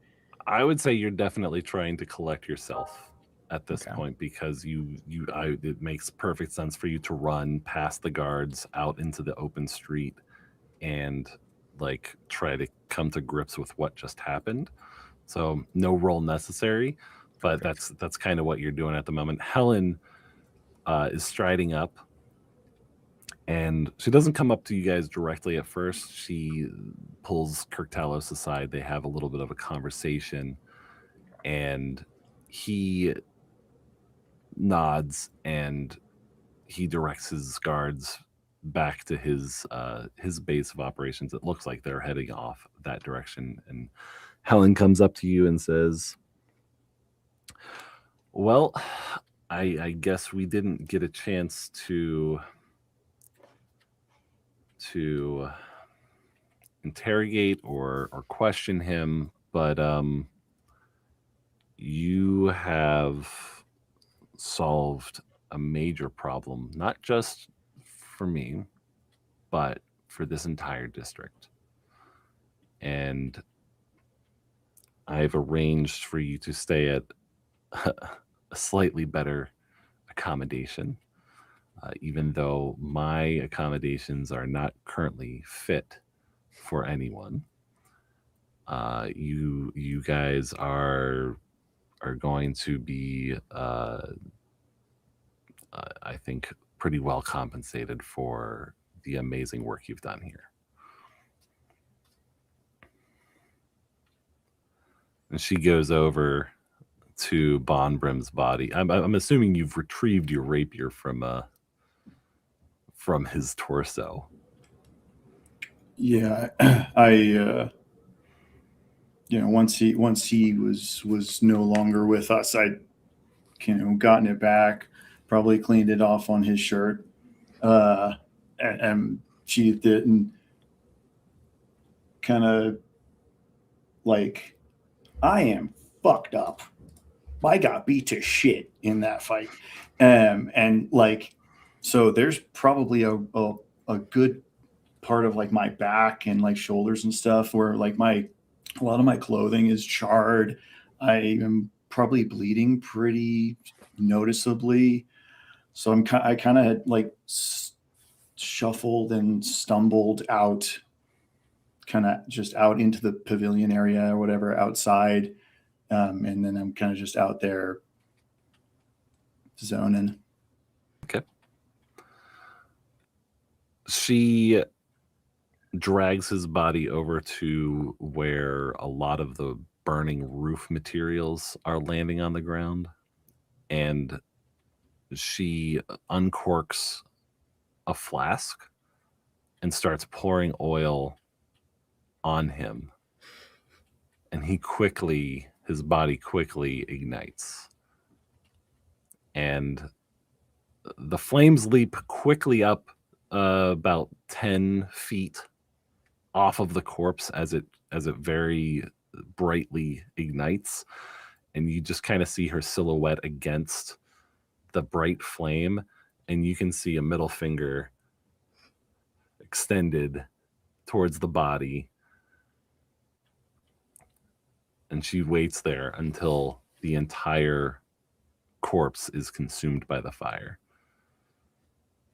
After a moment, she turns around and walks back to you and says, Kirk is going to be interviewing those folks that gave him and his guards some trouble. We'll see if that turns up any information. I think that it would be worth it to get back to that little hideout that you went to with him. There may be some information there that we could turn over as far as what he's been up to, because whatever it was would not be good for the city and its people.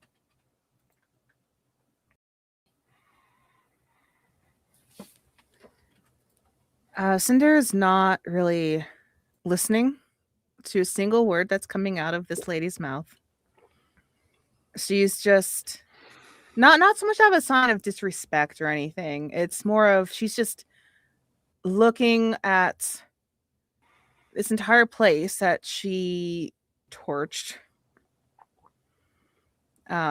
She's kind of looking at like it doesn't quite math for her. Like she doesn't quite understand. She's kind of looking at this with like 1,000-yard stare, just zoning off. while this conversation's happening. The last few timbers of the squirrel hut collapse, and this once great mecca of family fun is no more. Out of character. Fuck you, Squirrel Hut. Honestly, I think we need to go somewhere on like the boonies or whatever and just have some good old squirrel, like barbecue squirrel. As a team bonding. I'm craving it. No. All of a sudden, I'm vegetarian. Yeah, me too. It's really weird. Man, Weird. I really want to just a whole head of lettuce right now. Oh man, get some good bok choy going on. Heck yes. Yummy. Mhm. I'm gonna, much like Cynder, I'm not gonna acknowledge Helen at all because like I just so much has happened in the last 24 hours. Not even 24 hours. The last few days we've been in this city alone. And I'm gonna go find the Ashen One and I'm just wellness check. How is Ash doing right now? He's definitely doing. I want to. I'm gonna do a roll for myself here real quick. Okay. Please don't punch What? Please don't punch me. No. I was rolling a d20. If it was like less than 10, then I'd be like going, like I was Out of it earlier, again? kind of hyperventilating. Yeah, I got a 13, so that's good. But I would say that he's kind of like kneeling there for a second, just like closing his eyes, because this time it was a slow start. It wasn't an explosion. It was something that he could kind of prepare his mind around.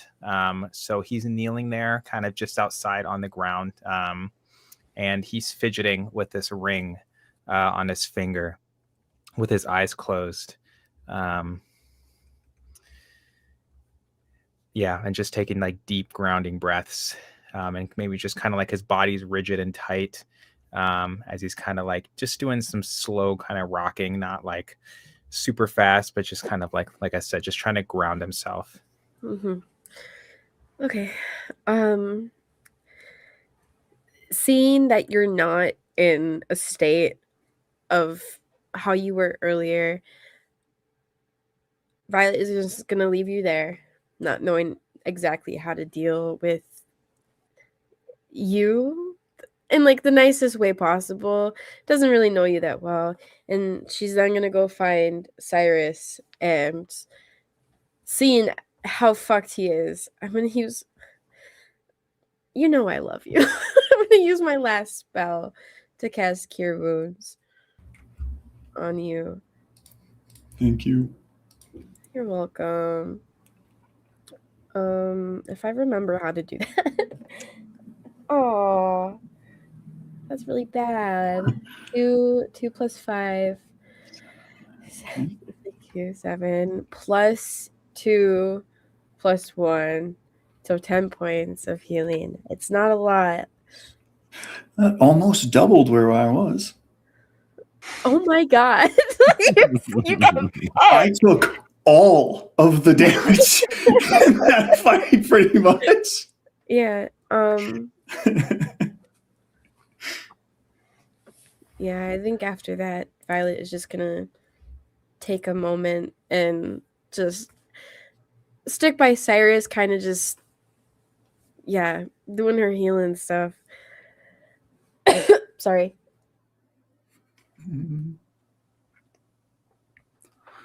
So you are patching yourselves up, kind of pulling yourselves together. What else are you doing on your field of victory?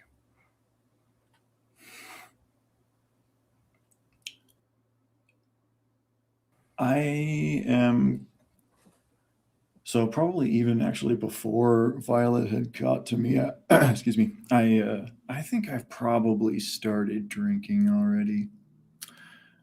So I think the flask was out by the time Violet got there, and I'm very deliberately keeping my back to any remnants of fire, especially Bonbrim's final resting place. And Violet, at no point is there any physical sign of recognition of your presence whatsoever. Just staring and drinking.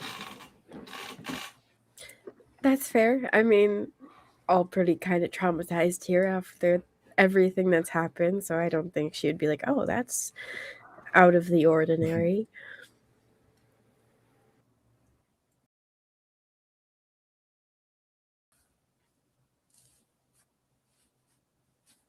What is Cynder doing after all of the staring at the burning building? After she has stared at the burning building long enough, I'm not quite sure what that quantifies as, but she knows. She knows. She's going to walk a bit away, and she's going to sit on one of those long benches, kind of turning her back towards the fire/pyre that we inevitably created. And she's just kind of hunched. Okay, I guess me and what's her face, to be fair, but she's kind of hunched over and she's just kind of absently just looking at her hands. Yeah. Okay, so everybody's just in a state of not okay. Okay. Pretty much. Okay. Oh man. I have to be a cleric and take care of everybody. It's I'm not okay good if at you're not this. okay too. Okay. Shut up. I don't know that. I think Ash is gonna. I think like after a certain point, he's gonna stand, and trying to just kind of keep the fire out of his peripheral. But he's gonna walk over to to where I would say Violet is, and just kind of look down at her with just like a look of exhaustion. You know, just some of the soot from the fire and the smoke that's kind of coming out on the side of his body that was facing that direction. I think he's just gonna look down with a lot of exhaustion and just kind of be like, we should get everybody in. We should find a place to rest. I believe that somebody had mentioned that they had a place for us. Yes, that would be Helen. She told us that we should head back to the building where we met Kirk. You wait here with Cyrus, and I'm gonna go grab Cynder, and then we can all go together. And Violet's gonna walk over to where Cynder is having her existential crisis, looking at her hands, kind of like lay a hand on her shoulder. Are you all right? I think so. I'm fine. A little roughed up, but I think I am ready to get out of here. All right. Well, I gathered the other two together, so we're gonna head back to that building that we had our feast. That sounds like a good plan. And with that, Cynder will get up and she'll just kind of rejoin wherever our little party is congregating. Okay. Mm-hmm.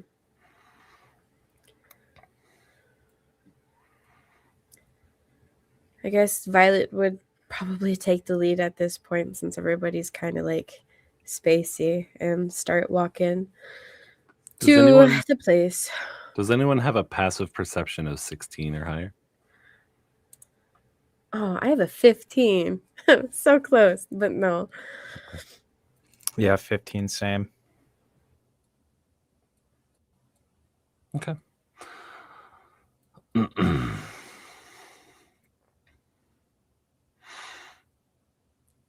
You hear some pretty sharp crackling noise come from Bonbrim's body.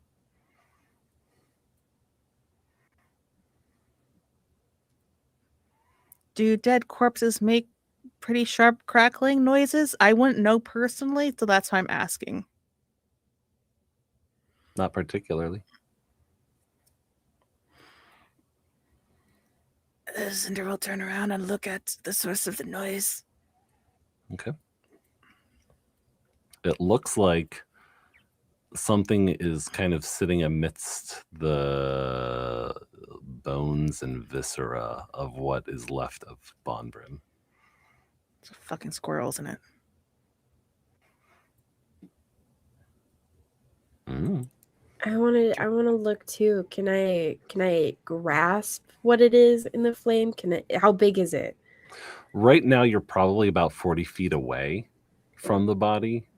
It's probably hard to tell unless you get closer.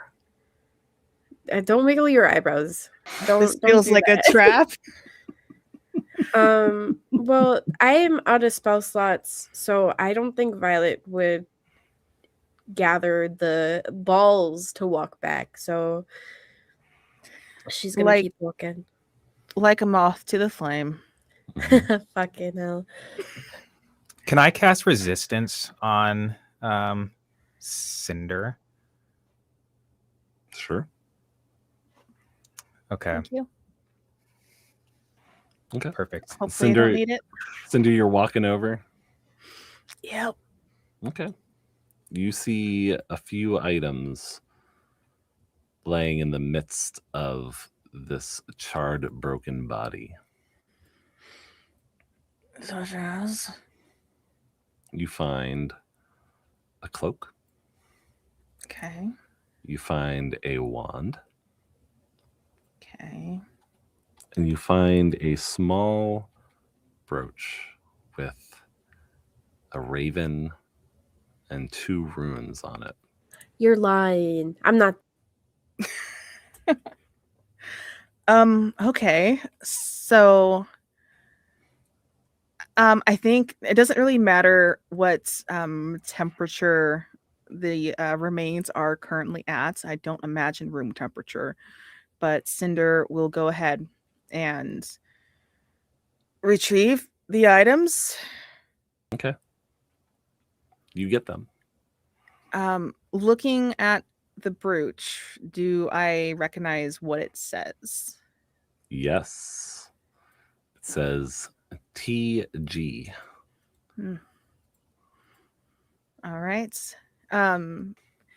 She will gather the cloak, the wand, and the brooch. Probably try and dust them off a little bit from whatever ash is on there. Not our ash, the other. Yeah. And she is going to walk back to the party. Well, it looks like he had a few more surprises on him. And looks like we got another one of these, she says, holding up the brooch. She looks over at Cyrus. Let's not go ahead and throw this one into a grave this time. I'm not looking at you. I'm not responding. That's fair. All right. I'm ready to get out of here. You notice that crackling noise was coming from the wand. Oh. And the cloak has a slight magical tinge to it.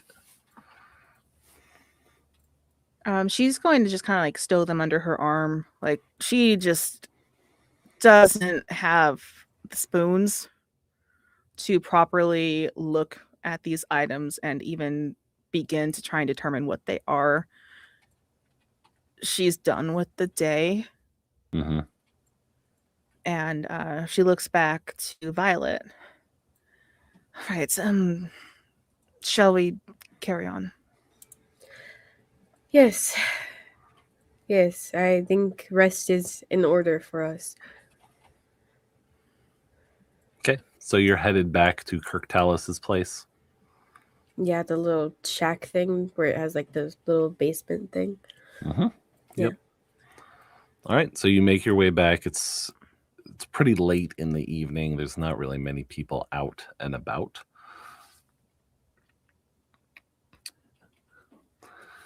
So you make your way back to that fish market, currently not in operation.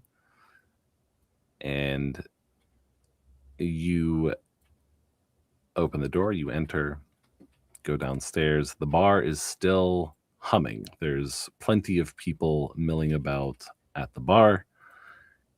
And Kirk Talos is there waiting for you. And he says,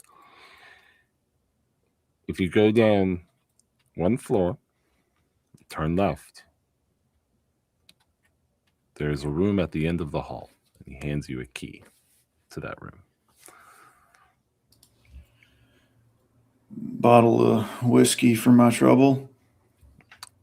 He waves his hand at the bar. And he says, our servers know you. You can have your fill. Thank you, sir.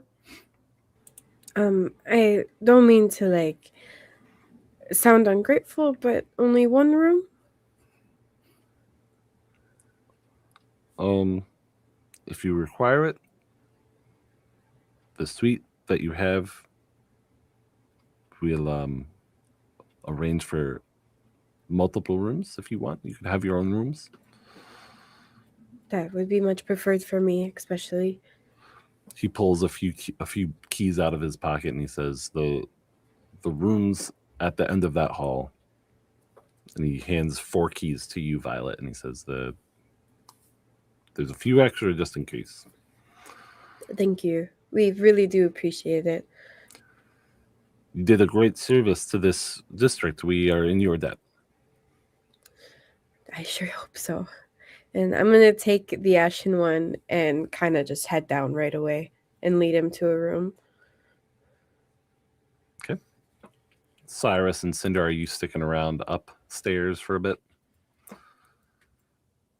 No. Cynder's done for the day. Okay. I want to grab one of those keys before Violet heads off. Oh yeah, absolutely. So, but other than that, yeah, I'm gonna stay up for a little bit. Okay. You notice that there are shower rooms on that lower level as you're walking toward your rooms, Ashen One and Violet and Cynder. There's a place to shower, clean up, and you see some finely appointed rooms with each room has 3 beds in it. King size beds, very large. Oh my.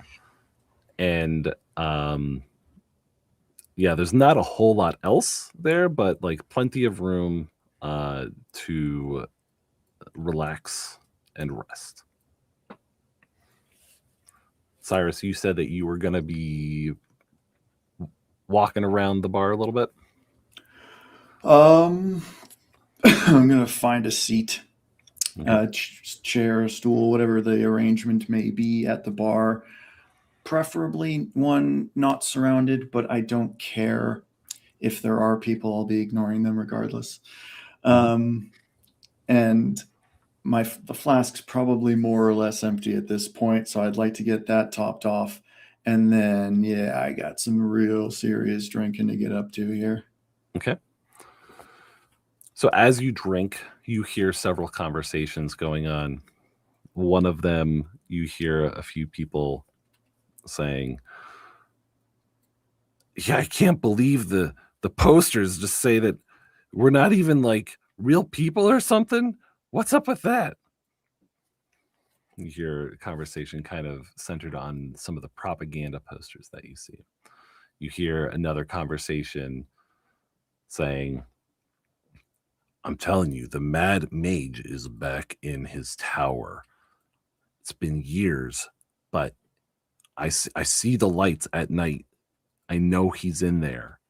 Nah, you've been drinking too much, Clancy. I don't think you know what's going on. I'm telling you, he's back there. So you hear several conversations, and you tie one on real good. Anything else before you stumble off to bed? No, that's Okay. that's what I needed to get done. Okay. Man, Ash should have joined you. I should have stayed up there. I should have asked for whiskey myself. You'll learn. I hope I don't. So Is it anything long rest time? anything else you want to do before it's long rest time? I would like to do something. Slowly Fine. roll there, B. Take your time. I don't want to sleep. It won't be too long. It won't be too long, I swear. No, it's okay. Go ahead. Cynder is going to take up that offer of a shower. Mhm. Yes, we took a bath earlier, but now we're covered in soot. You And are. she just wants to wash the day away. She is going to take one of those showers that are so burning hot, Mhm. like it hurts, except it doesn't Mhm. hurt her. And she wishes it could be a little bit hotter just so she could feel some semblance of Yep. clean. Mhm. And after she completes this shower and dries off to whatever degree you can when you have huge feathered wings, she will collapse into bed and clock out. Okay. Everyone ready for a long rest time? Yes. Please, please, please. Please. All right.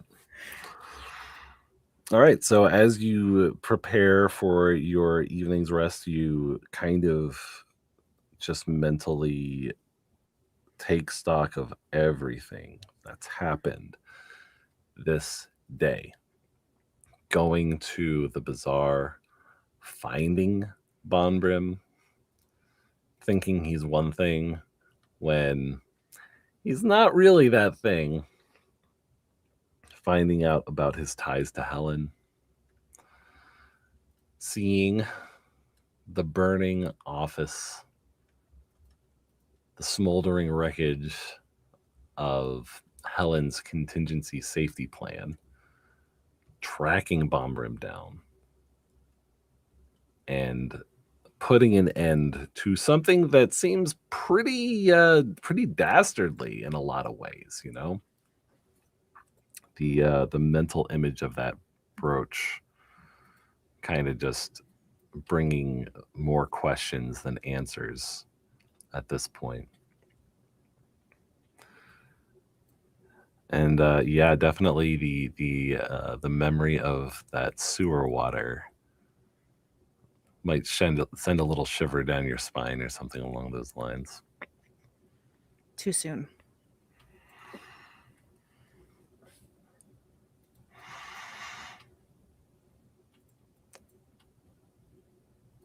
There's definitely a deep rest that you feel that maybe you haven't even felt much since you've gotten here. You feel like you have a foothold. You've accomplished something. You have the respect of people in the city, maybe for the first time.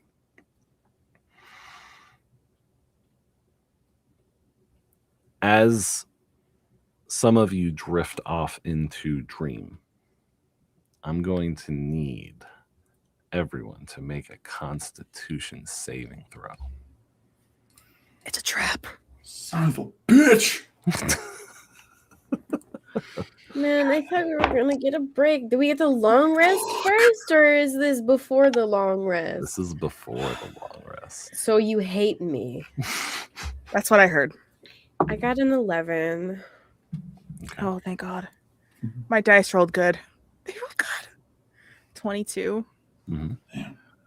14. Mm-hmm. I got a 15. Okay. Is that with bless? Sorry. No, that would have No. been. No, that's That's so gone. long gone. That was like 3 hours ago. Yeah. So Violet, you drift into a dreamless sleep for quite a bit of time.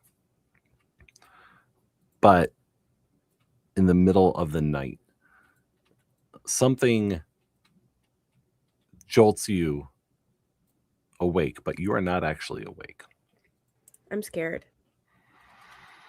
You're in the hallway of your dream that you've been having recurringly. And you feel this urge to walk towards the door that you know is there, that something is behind, that you are desperate to reach out to and see.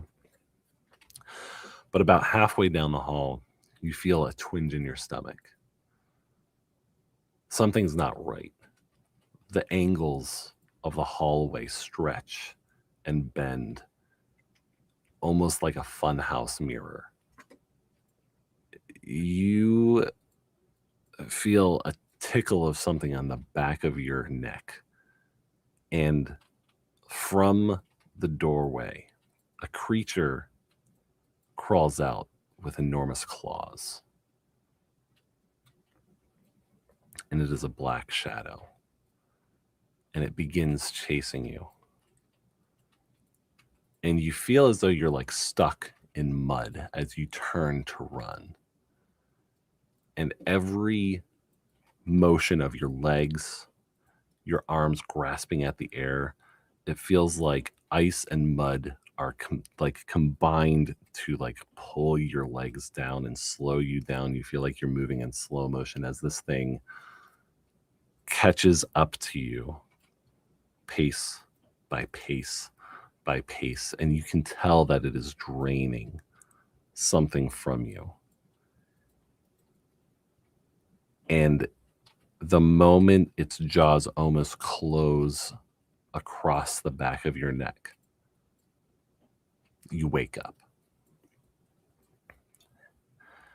Everyone gets the benefit of a long rest. Violet, you have a level of exhaustion. Okay. No, that's fine.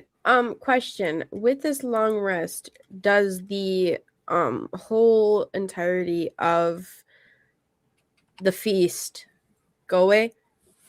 I know it's a 24-hour thing, but that was like an afternoon feast, right? That we had like at noon-ish. I would have said probably like right before dinner time. Okay, so we still have it then? Yeah. Okay. Another question. I wanted to possibly wake up before the Ashen One. With this dream, could that have been possible? Can I like go to his room, check to see if he's still hunkshoeing? I know that Cyrus is an early riser. Ashen One, I imagine that with the exhaustion that you felt the previous day, you have slept so well the last night. Like the Ashen One's energy is like through the roof, but also like it's very possible that he has slept in because he is in the like he feels so comfortable. Like it's like the down pillows that he is sleeping on are like extra fluffy. He is extra snuggly, and he could have easily slept in. I would say you most definitely have woken up before the Ashen One, Violet. Okay. I would like to make my way to his room. Hopefully the door is unlocked and I can just walk in, but that's up to the Ashen One. I didn't say I locked it, so it's unlocked. Okay. I want to go in, and I'll shut the door behind me. I want to stand over him and just kind of looking at him, looking at the ring that he was. I'm just gonna start beating into him. And with the memory of the vision that we got of him talking about am I cleansed yet? If I'm remembering correctly, it's been like 2 weeks. I want to cast Detect Evil and Good. Okay. Which I believe will let me know if he is either aberration, celestial, elemental, fae, fiend, or undead. I'm vibe checking you.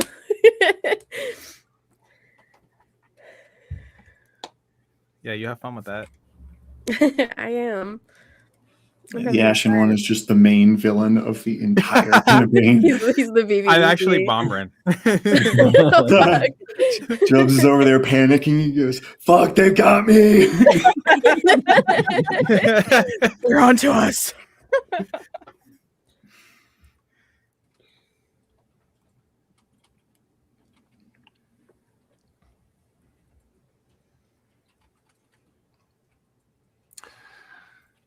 I don't think anything hard pings off of that. No. Ashen one, would you say that there is any sort of strong feeling or predilection towards good or evil in your in the Ashen one currently? And is this something that they would be able to pick up even with my stuff? That's a good question. Get me just a second. Insurance. Oh, we're going deep. Huh? We're going very deep. We're so deep in it.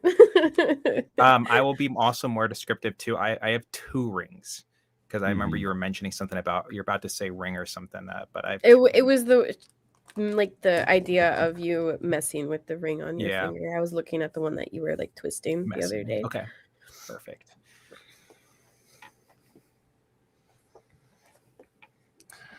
Yeah, there's definitely something preventing you from getting a clear picture, Violet. Okay. What I have that ring, Jubs. Uh-huh. Am I seeing a similarity between the one I have and either of the 2 that he has? Make an Arcana check. Oh my god, dude. I'm like stressing right now. I didn't think it was gonna be this. That's 19 on the dice for a 19. Could you repeat that? You sounded very glitchy. 19. Thank you. 19. Thought you were gonna make fun of me for being sick and sounding stuffy. I'm not that mean most of the time. I was gonna say, I'm just kidding. Let's see. Give me just a moment here. You're good. Everybody wakes up and the Ashen one is dead. We'll see. We'll see. I'm nervous now. Don't say we'll see. It's all gonna be fine, depending on how this all goes. I'm nervous because I'm like, oh gosh. I've been plotting honestly, for 2 weeks. I don't know about the rest of you guys, but you know that one GIF with the lady and the math? Where she's Oh, where like they're trying to like- like connect. Yeah, Yeah. that's what I'm seeing like overlaid on top of Jubs right now, and it's a little disconcerting.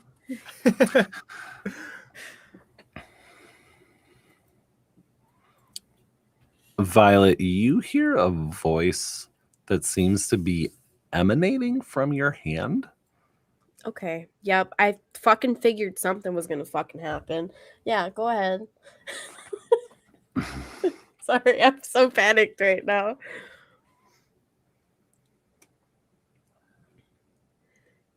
It says,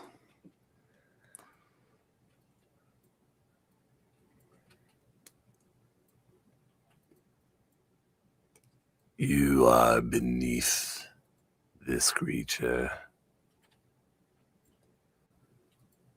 Why waste your time on it?" Is this voice at all familiar to me? No. Okay. What the fuck? Why waste my time? Okay. I don't say that out loud. I say it in my head. But it's directed at the ring. Does it hear me? Does what hear you? The voice, the dude that's in my ring. Oh, so you try to like mentally like communicate back Yeah, to mentally it. Why There's waste my no time? there's No? no answer. I will then repeat that phrase out loud. Why waste my time? As you receive no answer from the voice, Ashen, when you awaken to see Violet standing over you, Yeah.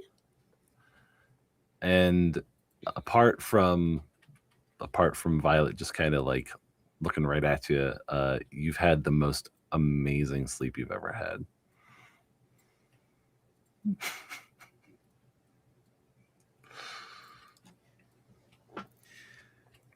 So yeah, the Ashen One's just gonna kind of open his eyes and like blink, taking in the scene. And he's just gonna say, "Violet, you did not have to check on me. I feel as if I have rested very well." Good morning. I believe team and companionship is built on trust. And I wanted to talk to you.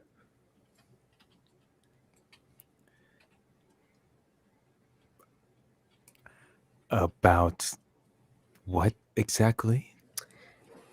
Yesterday, after Helen decided to blow up her building, you kind of went out of it, and then there was this whole thing where we saw you talking to an individual about you being cleansed of something.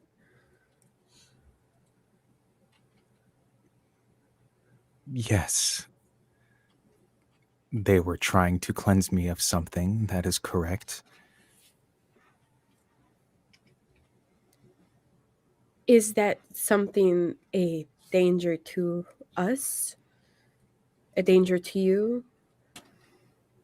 I'm not trying to like say that you're evil by any means. I want to help you. The Ashen One's gonna kind of sit up properly and just kind of lean forward, not like intimate, like but just kind of like letting my presence be felt, I guess, in a sense, and just kind of look at you in the eyes and just kind of be like,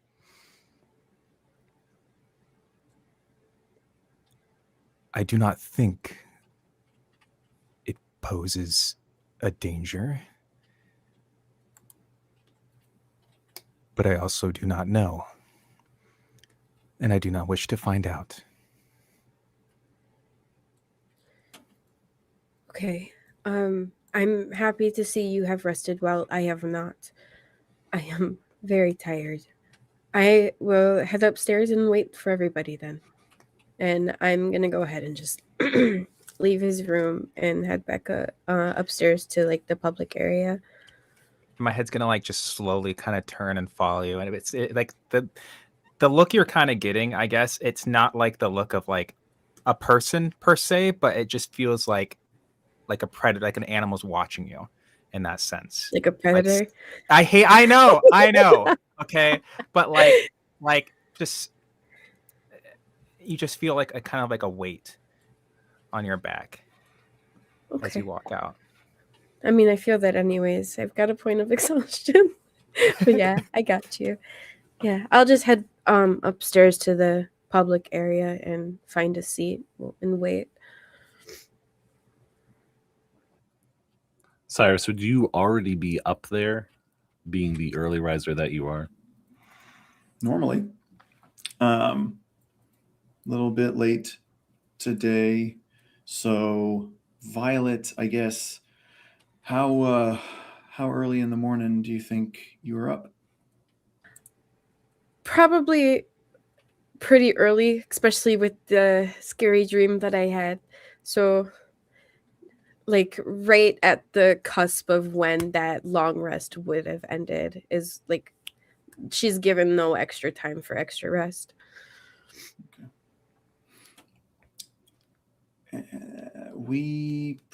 I probably am coming out of my room then as you're coming out of ashes. Sorry, I just thought of something really inappropriate. Don't worry, I'll go there. Yes, I think I'd be a little bit late to rise today, and so I think we're probably coming out at the same time. But I don't necessarily realize that you're coming out of somebody else's room because I didn't go down with you guys, so I just found my room. So I kind of just give you a little nod and then kind of gesture you to head up, kind of ladies first. Okay. Cyrus, as you go by that door, you see the Ashen One staring daggers at Violet from within. Not that like room. I wouldn't say like daggers like maliciously. I'm just saying like they're just being extremely watchful. Okay. You know? Okay. Very intent. Okay. Yeah. I will kind of note that. And then after we've gone a few feet to be out of earshot of said doorway, you have yourself an interesting morning, I take it? Quite interesting, actually. I have something I want to talk about, but as a group, mildly concerning, mildly not concerning. We'll figure that out. It doesn't involve Ash. I was just checking on him. All right. Especially after the day we had yesterday. Yeah. Are you all right? Yeah. Okay. Let's go get breakfast then. Let's fuck. My head's pounding. You don't look quite as rough as I do, but I know the symptoms. Let's get some bread up in you. You'll feel better. I hope so. I did not sleep well at all. Yeah, I understand. Come on. About up the stairs. About this time, Cynder, you also awaken. Okay, so do we still have people in the hallway? They would have gone upstairs. Okay. I think I would have went to shower, but Okay. yes. Okay.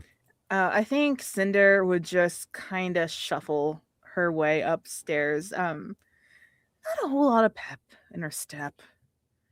But she gets up there, and when she gets to like the head of the stairs, she's definitely going to just try and make a point to put on her usual face to the best of her ability. Like kind of shake it out a little bit, and take a deep breath, and then cross over that threshold to the main drinking room place. The public area. The public area. Thank you. Yeah. So as you get to this public area, you see a sight that takes you a moment to really drink in fully. Scones are laid out hot, piping. Sausage, bacon, biscuits and gravy, fresh fruit of all types. Just like every single breakfast food you could hope to imagine is laid out in front of you, and it smells just amazing. Cynder is going to hone in, and she is going to grab a plate and fill it up with everything that is sweet and or carby. And then she'll go ahead and take a seat where everyone else is.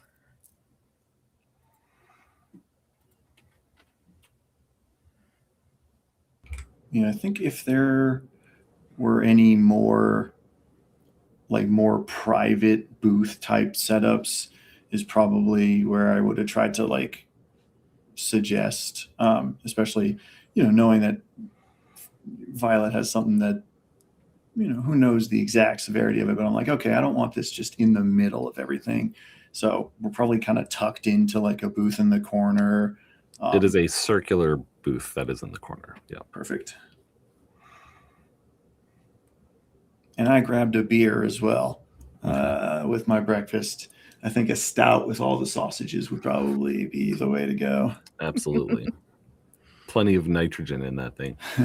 True. Violet, are you grabbing breakfast as well? Absolutely. Who do you think I am? I'm gonna get a proper tea as well, not just hot water. Oh, That was shameful. There's equivalents of chamomile, Earl Grey, green teas, black teas, just a wide variety, as well as herbal teas. Perfect. I'm probably gonna go for a couple rounds of different kinds of teas because I'm tired. Okay. And as you three sit down and get situated, there are a few people milling around, but there's not any that are sitting extra close to you, anything like that. And Ashen, as you finish your showering, I'm assuming you're coming upstairs and you come across the same spread of food. Guess, yeah. I was trying to give him time to chit chat, add a little bit of flavor. Okay. But yeah. If there is something that the three of you want to discuss as the Ashen One gathers, gathers his morning victuals, you could do so. I don't think Violet would have much to talk about. She was looking to talk to the group as a whole. She's just eating, drinking her tea. Okay. Then I'm gonna come up, grab some food, and then I will come sit down as if nothing happened. Ash, you look fantastic. That must be wonderful for you. Now, none of the rest of us are jealous in any way, shape, or form, huh? I do feel refreshed. I think it must have had to do with the nicer beds. Yeah. Sure, I suppose. Oh, well, Violet, not to shine a spotlight on you or anything, but no, it's quite all right. So I had a dream last night. I have a dream every night basically, but this one was slightly different.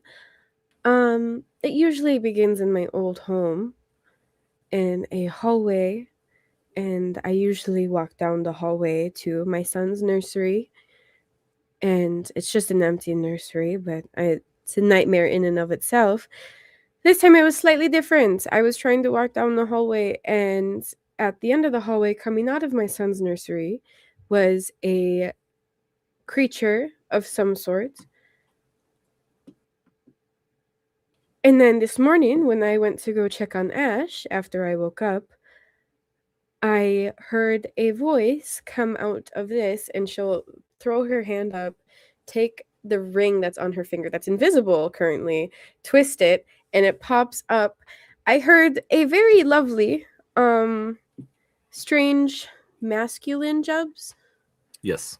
Masculine voice. And I'm just going to take my ring off. I'm going to set it on the table. I am quite frightened. And I did not sleep well. I am tired, and I do not know what to do with this. What exactly did it say?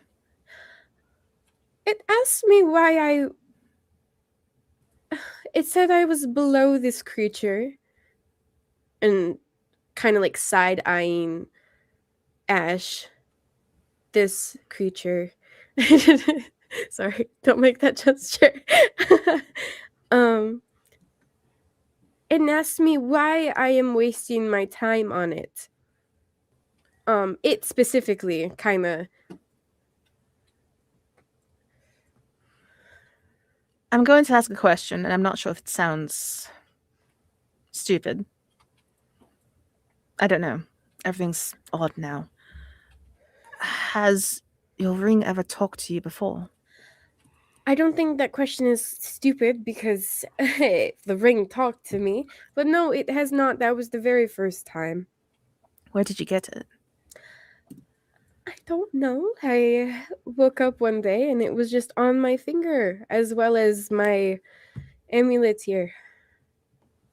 And you kept it on? The ring or the amulet? Both? I suppose both, since you're wearing the amulet too, I see. I'm actually surprised the ring came off. I tried to take the amulet off and it hurts. Oh. It hurts a lot, and I guess out of fear I kind of just took the ring off just now. But yeah. The ring came off, no problem. So I'm not gonna try the amulets again. That was a pain that I have never felt before. But yeah, I just kept them on, especially after trying to take the amulet off. I didn't want to go through that again. So, I do know that there are some clerics out there who can cleanse items. I've known a few in my time. Have you ever tried to find one of those clerics? No, I did not think about that. No. While you're talking, I kind of want to like reach out and like poke the ring on the table. Like I want to touch it. Oh, I'm gonna react to that. I'm gonna stop his hand from touching the ring. I'm gonna like just kind of like cut it off. Mhm. You're gonna cut my finger off, or you're gonna No, like cut off the movement with my hand. As all this tension is in the air over this ring, does it start to glow with fire and malice? No. Okay. What is our seating arrangement look like? Because I know it's a circular booth. I assume Violet and I were probably fairly, close together. Ash, where were you in relation to the rest of us? I will say that I'm probably sitting next to Cynder. It's a booth, right? Yep. Yeah. So going around in a circle, Ash on one, then Cynder, then Violet, then Cyrus, probably.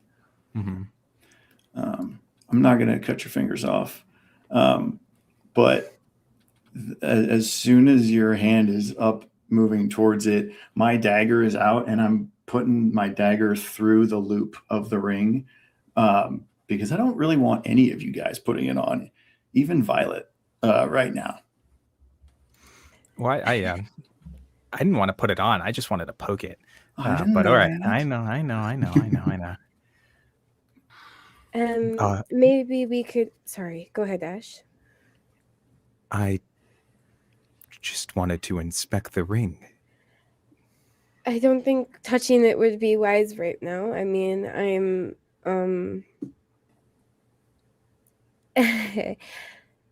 Jubs, I know what this ring does, right?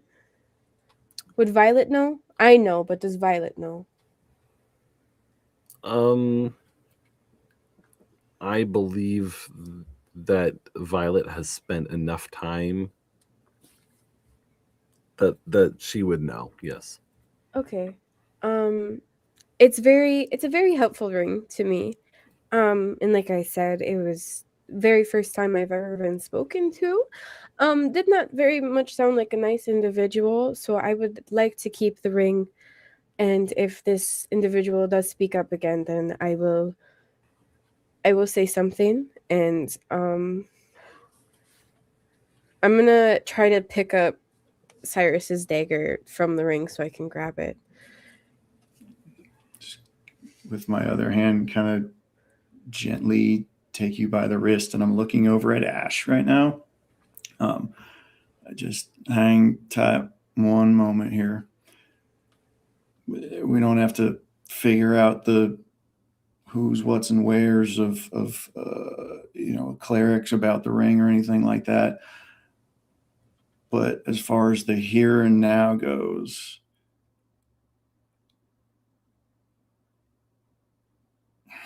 Ash, this nasty demon ring ain't never spoke before. Suddenly it has something to say about you. I still trust you, brother. Don't worry, but we got to figure a little something out real quick, okay? Just because it spoke does not mean that it is demonic. Maybe not. But it didn't sound like a very welcome voice for Violet to hear. So if it's giving her bad vibes, I don't know. I don't think we should fuck around with it.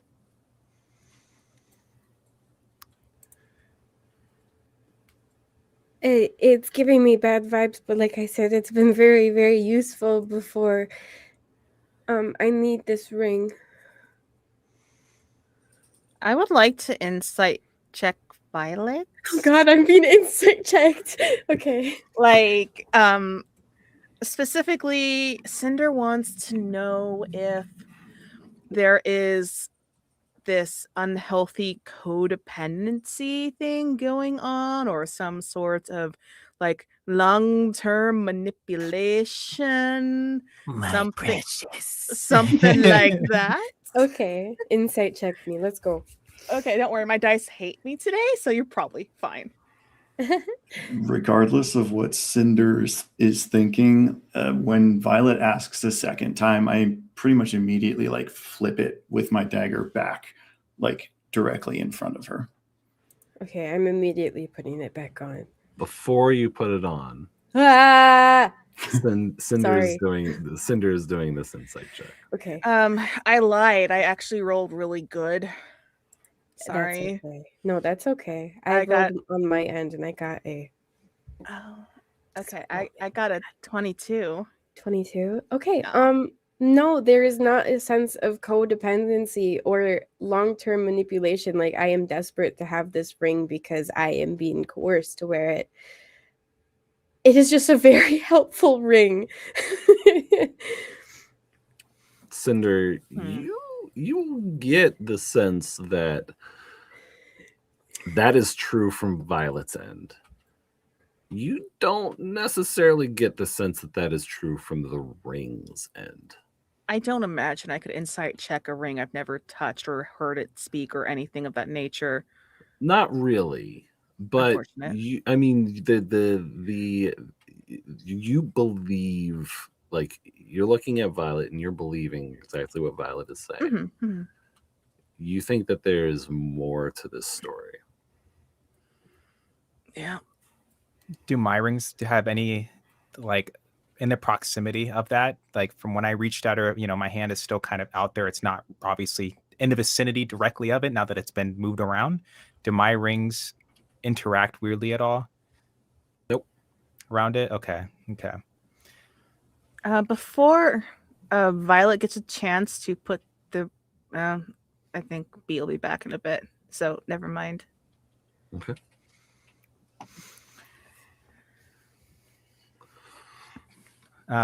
Looking at the, I guess seeing, I didn't do the insight check, so from my perspective, I'm seeing this kind of like dependency on the ring, or just like the talk about important rings, and I'm kind of just like subconsciously fidgeting with my ring. My main ring, I guess, which is like the biggest one on my middle finger. Okay. So a moment passes and the food in front of you still smells absolutely amazing. It smells great. But there's definitely a sense that there is less interest. You feel less drawn to it as the conversation has definitely turned away from the food aspect of the breakfast. Give me just a moment here.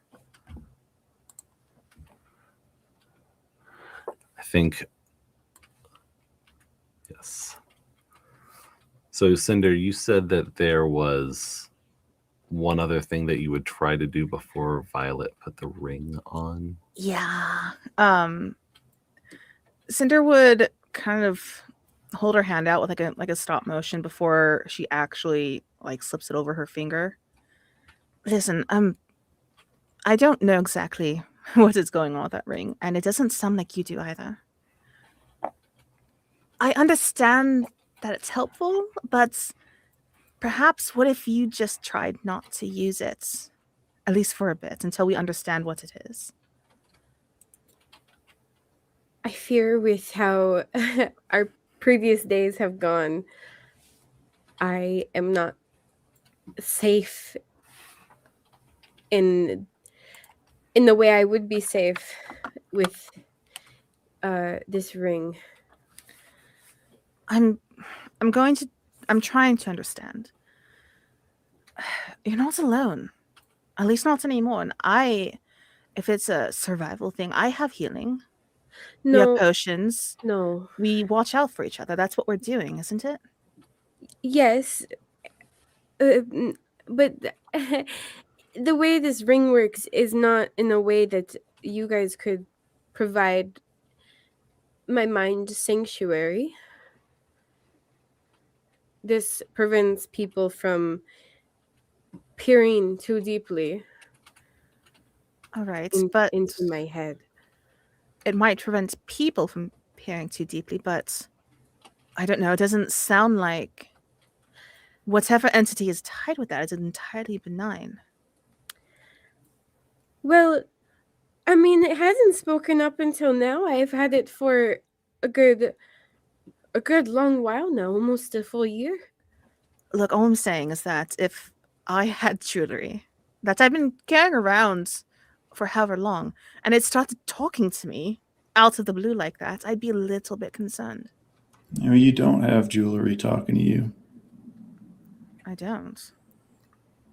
Hopefully. I want to, in this like moment of conversation, I don't want to like take the ring, but I want to just like very quickly blast my hand out and just like smack it on top of it. Like touching Violet's hand that has the ring on it. I just want to like it's slide in my hand like this. And yes, like, then yes. Then I'm going to close my hand on it. What are you doing?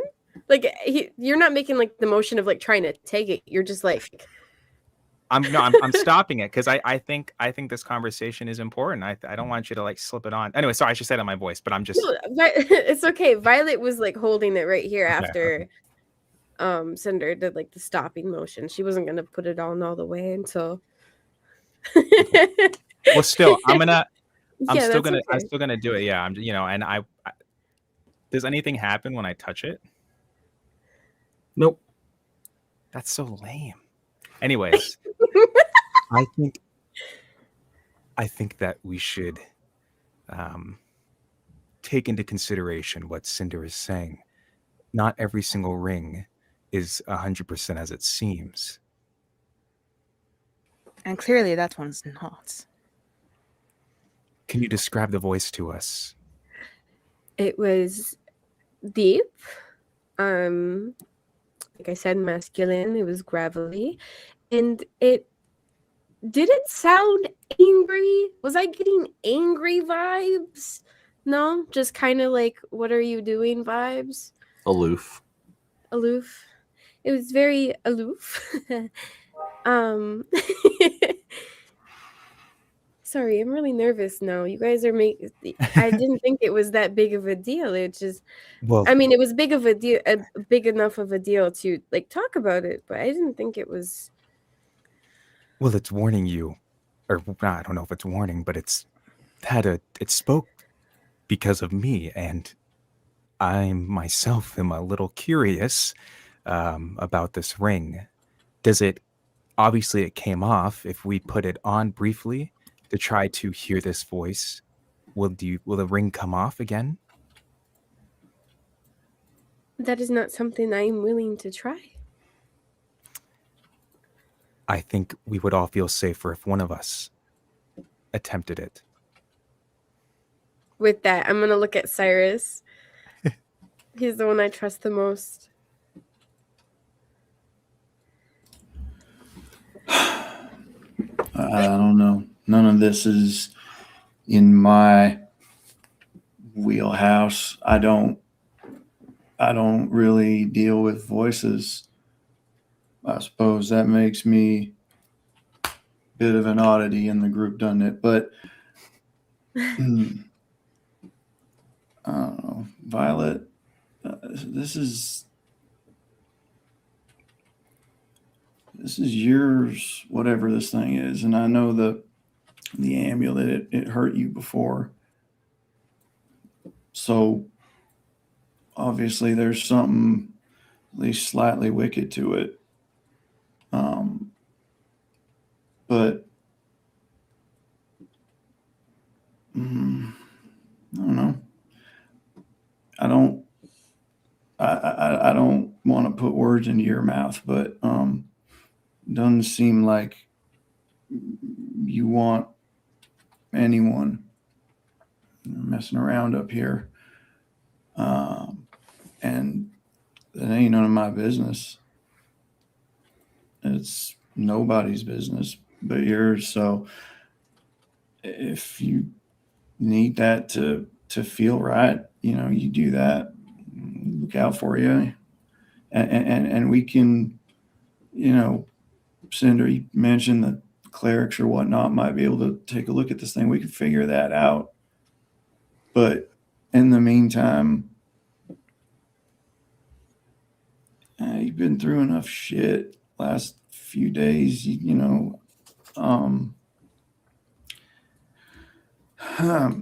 have some peace of mind, you earned it.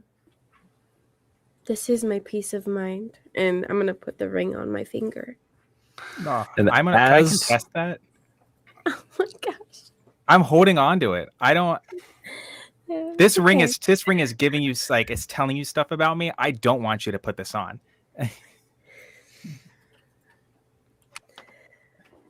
That would be a contested strength roll. Ash My really strength likes is doing so these bad. contesting rolls. You're Okay. probably gonna get it. You're probably gonna get this one. What's yours? Say yours first. I got a 10. I got a 17. Yeah, there you go. Oh my So, gosh. as Violet wraps her fingers around the ring, the Ashen One tries to grab on, but Violet quickly positions her other hand to slide the ring onto her hand. And everyone sees like a ring of gold wrapped in a band of silver on this ring. And the shine just catches the light coming in from the window just right. And as it slips onto her finger, that is where we are going to end tonight's session. No. This is so interesting. I was ready to go another hour if we just talked about this stuff. So, Oh goodness. let's roll the credits here. I think we were going to thank some people potentially. Yes, here. yes, we're going to thank people. All right, so we want to thank 2 of our new subscribers, subscribers. Okay, I'm getting my words right. I'm not a Twitch expert, folks. We'd like to give a quick shout out to, I'm not going to pronounce this right, Imitsuri. You know who you are. I'm Mitsuri. I'm Mitsuri? Okay. Yeah, okay. We got there. And also to The Devil You Know. And also to Project Process for giving us 1,000 bits or something. I don't know what that is, but I think it's a good Twitch thing. So thank you. Money! Thank you so Money! much. Thank you Thank so you, baby brother. I love you. All right. Well, that wraps. What was that? That was episode number 11, wasn't it? 11. All right. Good job, guys. We're just trucking right through here. You guys are making inroads in Seagate, aren't you? It's a whole good thing, and just good things ahead. Just good things. I would So like we're to playing insight tomorrow, check right? the DM. Tomorrow. Tomorrow. We're What playing was tomorrow, that? right? What was that, Sarah? I would like to insight check the DM. Oh, you've got quadruple disadvantage on that one. I will fucking take that, sir. Yeah, go for Girl, it. you're gonna roll a Okay. 1. I know, and I'm Let's go for still it. so here for it. Gosh. We have to wait a whole Week. whole A whole week. another week. Okay. Oh my god. I swear to God, my Mhm. lowest roll was a 12, Okay. which I cannot say that for this entire session. Yeah, we appreciate that, by the way. Okay.